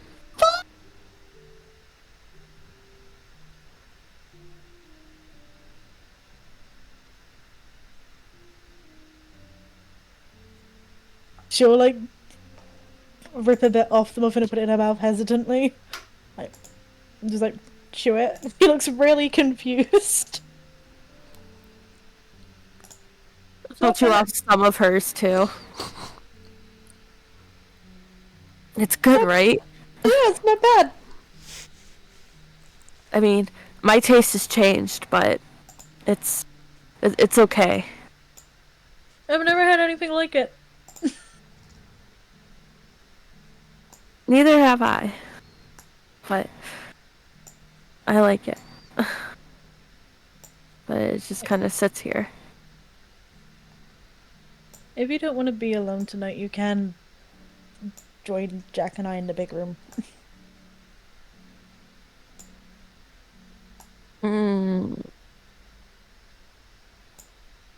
I don't know. He doesn't snore if that's what you're worried about.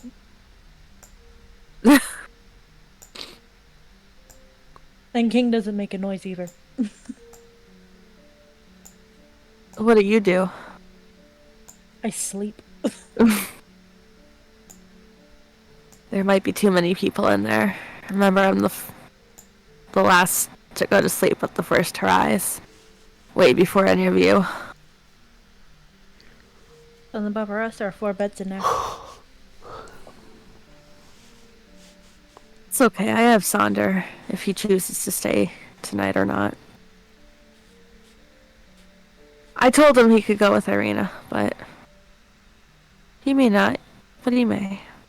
I don't know. But I thank you for your offer. Maybe I'll take it up sometime.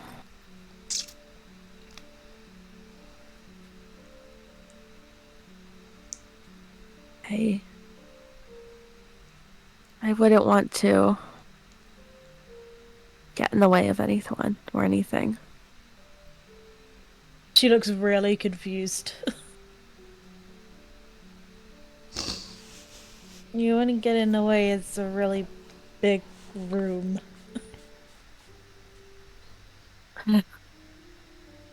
Right. She puts her half of the muffin down on the bedside and just kind of sits on the bed. Well, your stuff's here, untouched and still put together. Why would you say something like that? Now I'm worried that it has been touched. It hasn't, believe me. I was with you guys the whole time.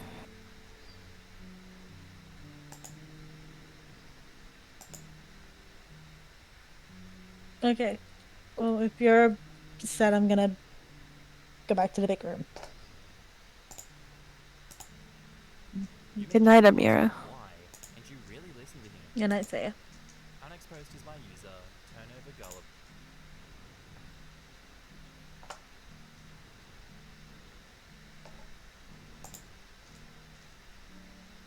And Amira will leave and go back to the big room. Saya will just sit on the bed and watch her leave before she kind of sighs and looks down and continues picking at her muffin top.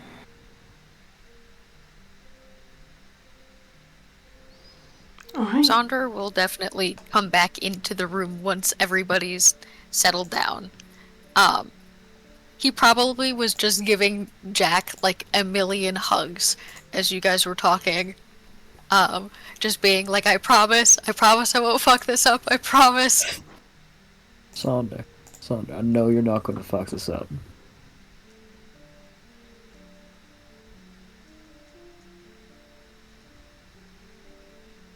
Everything will be fine, and we're all gonna be okay, and everything will go amazing, and no one's gonna get hurt, and everything is gonna go fine. I'm gonna be alright. I'm gonna be fine. We have 2 different groups, both solid. We all trust you, trust Azazel, trust Saya, trust Aurora. Mira's with me, so that's fine. Trust her though.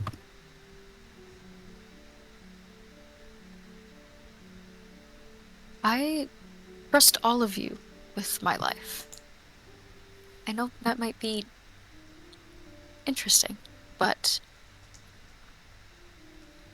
you're all good people. Even if some people don't think so and refuse to show their true colors. You're all amazing, and no matter what happens tomorrow, I'm very lucky to have met all of you. You especially.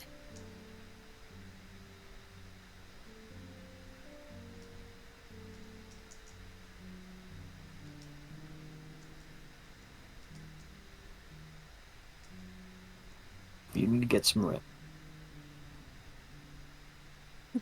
Gonna have a long day tomorrow. I will certainly try. I've never really done this before, so I'm a bit nervous, but it'll be okay. Super simple. Go in, talk away, see how big the room is, what's in the room, people you see, anything that looks weird, ominous, weird glowing rock in the side of the corner, I don't know.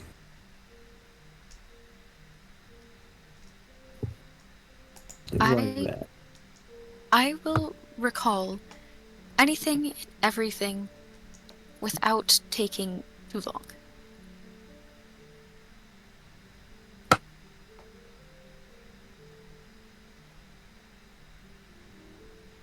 But we'll be okay. And everything will be fine. On the off chance that something really awful does happen, he'll kind of just like put his hands on Jack's shoulders, and kind of like very intensely look at him. Like it's full.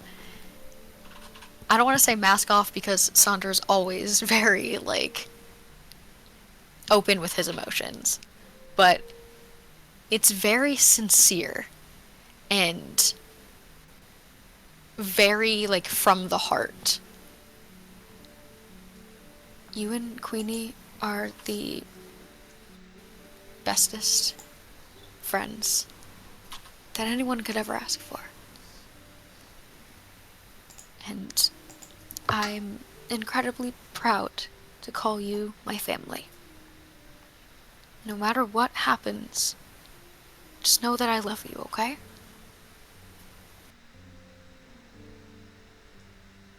Love too, Sonder.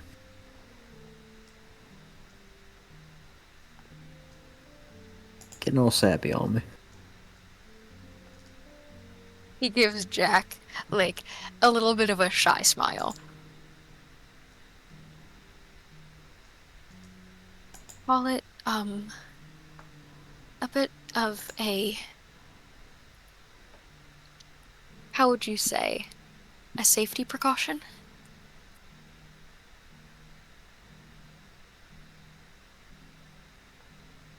You never know when it's the last time you're going to see somebody.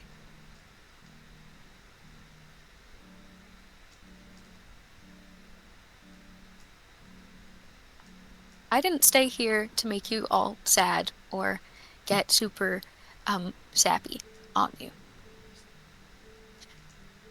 But I love you, and you're doing great, and I will see you tomorrow.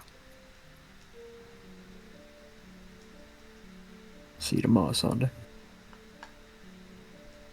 He kind of pulls Jack in for a very big hug, and like kisses the very top of his head.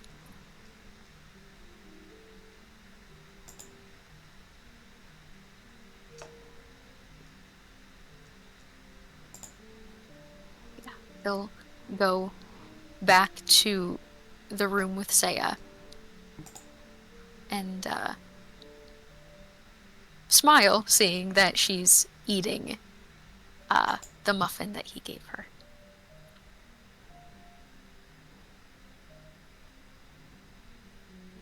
Are you staying here with me tonight? Of course. I don't see why not. Unless you'd rather be alone? No. No.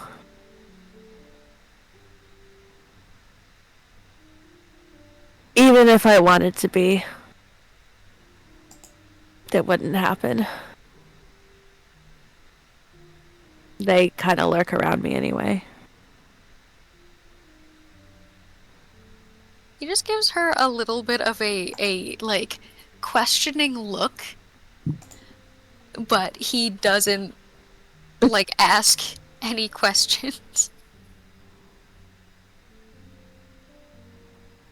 This is just normal Saya things. It's fine. Well, I will always be here if you need me.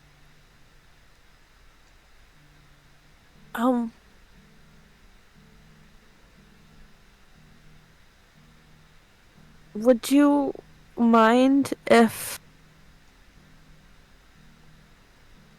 you slept on the bed tonight with me? He'll just give her like a very soft smile and like ruffle her hair. I am always down to cuddle. I don't know what tomorrow's gonna bring, and I just feel unsettled. And that is perfectly normal. I am always down for a cuddle, for a hug. My love language is touch, so I will be the best cuddle partner you have ever had in your entire life. I've had a lot of practice.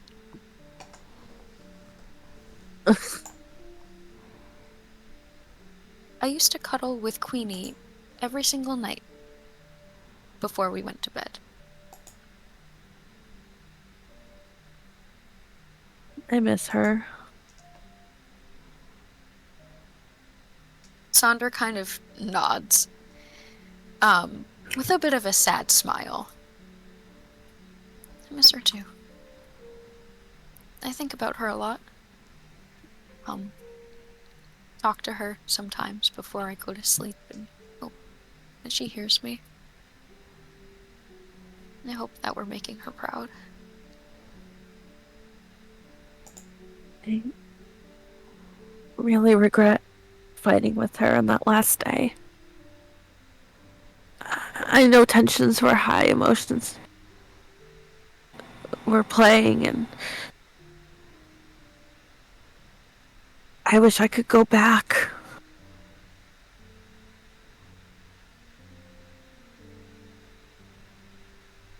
He I just would have kind loved of to apologize to her.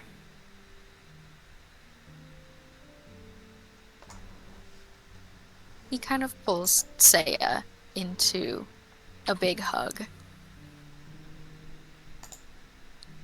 I understand what you mean. A lot of the times you don't know when you're going to see somebody for the last time. You could say things that you don't really mean, or not say something that you've been meaning to tell somebody. And then, poof, it's all gone in a flash. It's hard. Not knowing how the other person felt. Not telling them how you truly felt, or letting them know that you really do care about them. It's awful. It's never a good feeling to have. But I know Queenie, and I know that she wouldn't hold a grudge. She might tell you that you need to get your head rattled around a little bit for you to see a little bit of sense, but she would forgive you in a heartbeat. I kind of feel responsible for her death, even though it wasn't my fault.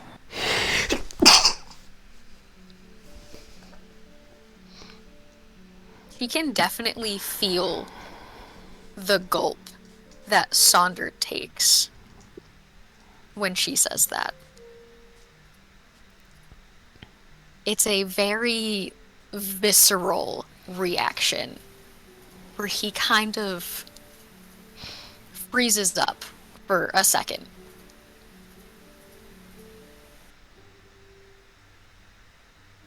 Sonder? And she just kind of pulls away to look at him. Did I say something wrong?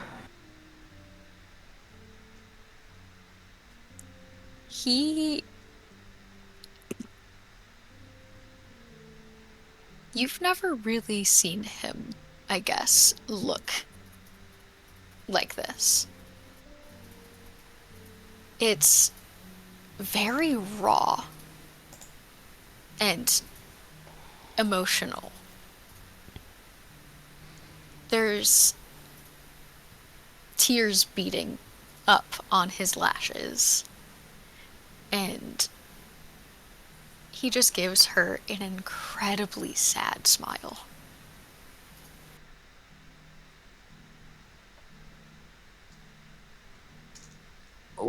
Why are you crying? I upset you. I didn't mean to. I'm just. That's what I've been thinking and feeling. Oh my gosh, no. And she just kind of backs away from him because she's like startled now. It's nothing that you did. It's a feeling that we all share.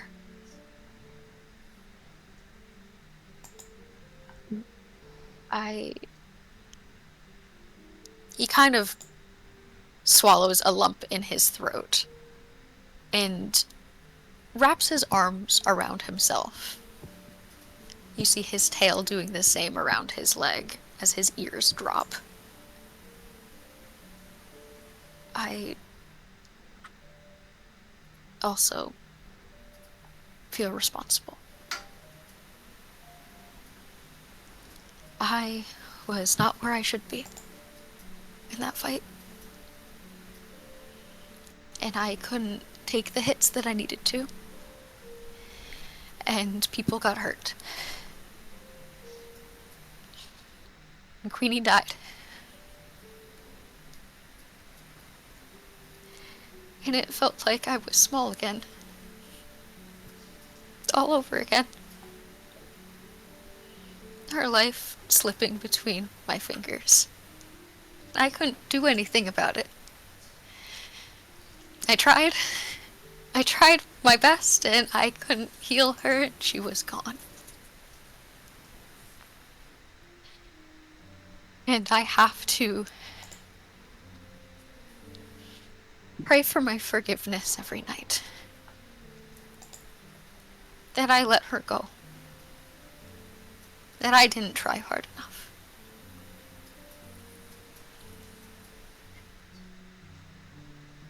But that feeling isn't singular. It's not just me who feels that. It's not just you.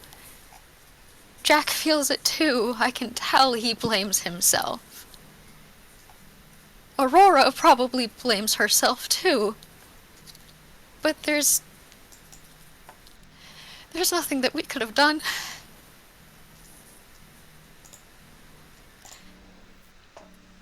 We were outnumbered, not in the right positions. It could have been any of us. It could have been you, it could have been Jack, it could have been me, it could have been Irina. We all went down. It was just... I'm sorry. He kind of wipes his eyes roughly with the heels of his palms.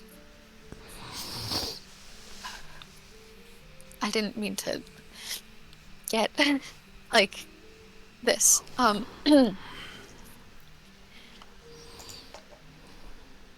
Saya just kind of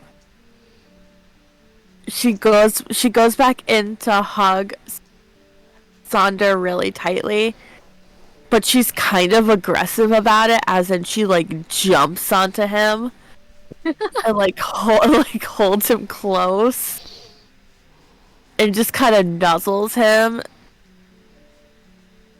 and just kind of like stays close to him and goes, "I'm sorry.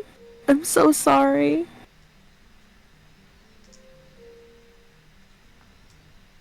He'll immediately accept the hug and kind of just bring her in close and kind of tuck her underneath his chin.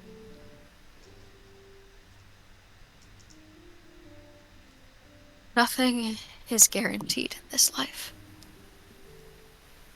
Not love, not happiness, not even seeing the next sunrise. That's why you have to make every day count. Make somebody smile. Tell them their hair looks amazing. Tell them that their outfit is great, or that they made very good food, or anything. Let people know that they're loved, that they're cared for. He's just holding on to like his part of his clothing, and her wrist is actively just shaking.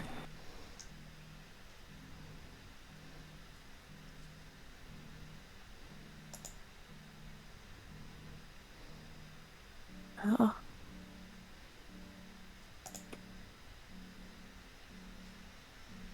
And then she kind of like yeah,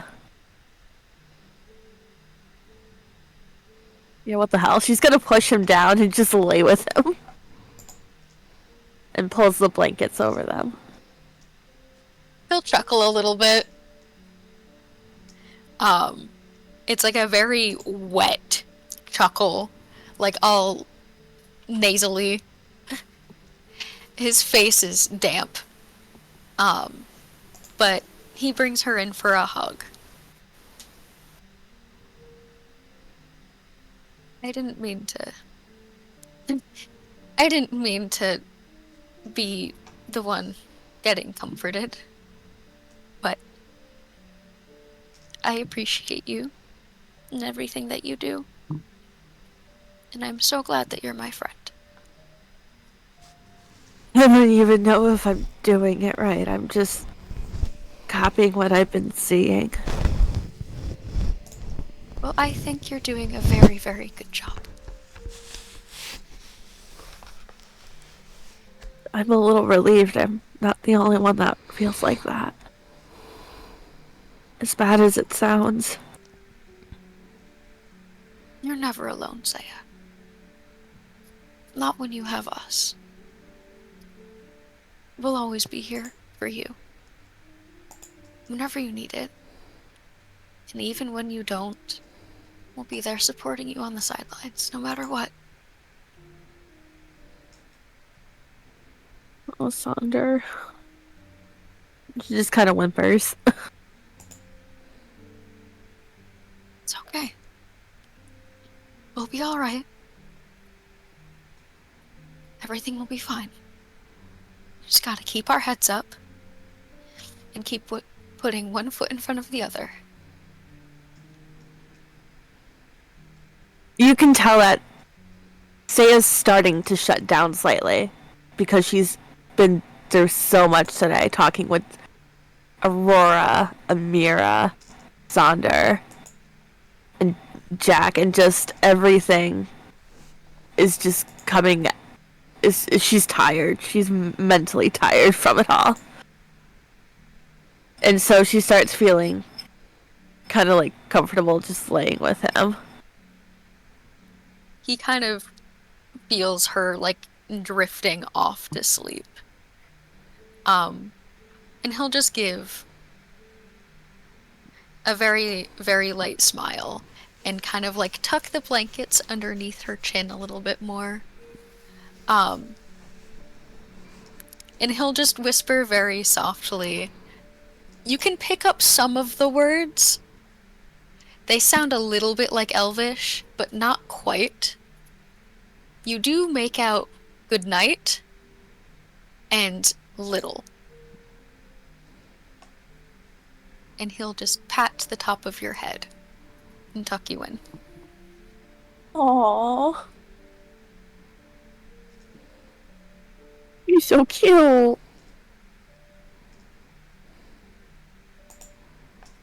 And he'll kind of just exist for a little bit. Exist? Yeah. Trying to rein in his emotions and kind of just regulate. Stare at the ceiling a little bit, or listen to Saya breathe, or look outside and see the lights turning off in the windows across the street, and just kind of slowly drift into an uneasy sleep. I would say even though she's like sleeping and or trancing, doing whatever, she's holding on to Sonder. And it's not like a light holding on to, like she is actively holding on to him. Snuggle puddle. Yep, big time. Oh yeah, he's not letting go unless you proactively move away from him.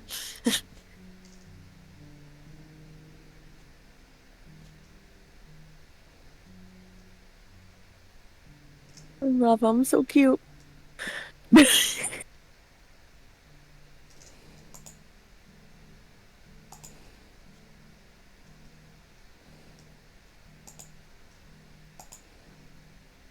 But yes, anyway. That's that.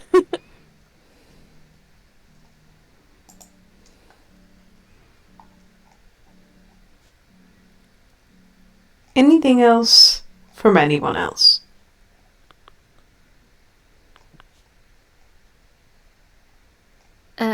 Can I do mine next week when we've got Sorrow? Sure. Yay. Apologies for all of that. You're all good. In that case, then, we will end it there for this week. With the idea being that we pick up next week for any other scenes that people wish to do in the night time. But for now, we have been 20 Sides of Failure. We are here live every Friday at 7 PM EST, or you can catch the VOD on the YouTube channel of the same name the next Tuesday. All I've left to say is thank you to my players, and a good night to everyone. Good night. Night. Night night.